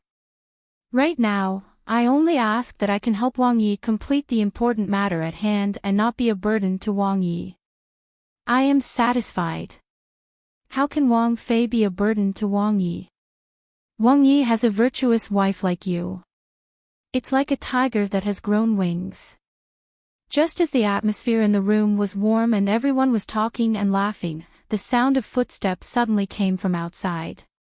Someone was talking in a low voice and then the footsteps gradually came closer. Qin Yining looked up with a serious expression and saw several strong men quickly walk in. The people in the lead looked familiar, but he couldn't remember their names. The 5 people came forward and respectfully bowed. Subordinates Lin Yu, Wen Tianqi, Zhang Wenxian, Yan Rong, and Ji Deshun greet Wang Fei.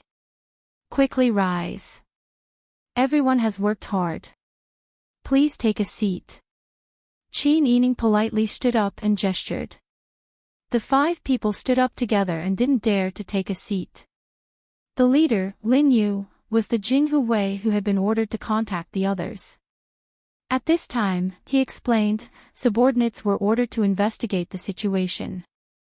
After confirming that everything was fine, I contacted a few brothers. The goods we were transporting are now hidden in an abandoned village by the sea. The people there have already moved into the city. There are rumors that the village is haunted. It looks like the place is inauspicious. It's perfect for us to hide there. Qin Yining couldn't help but smile. You guys really know how to choose a place. A place that is considered inauspicious.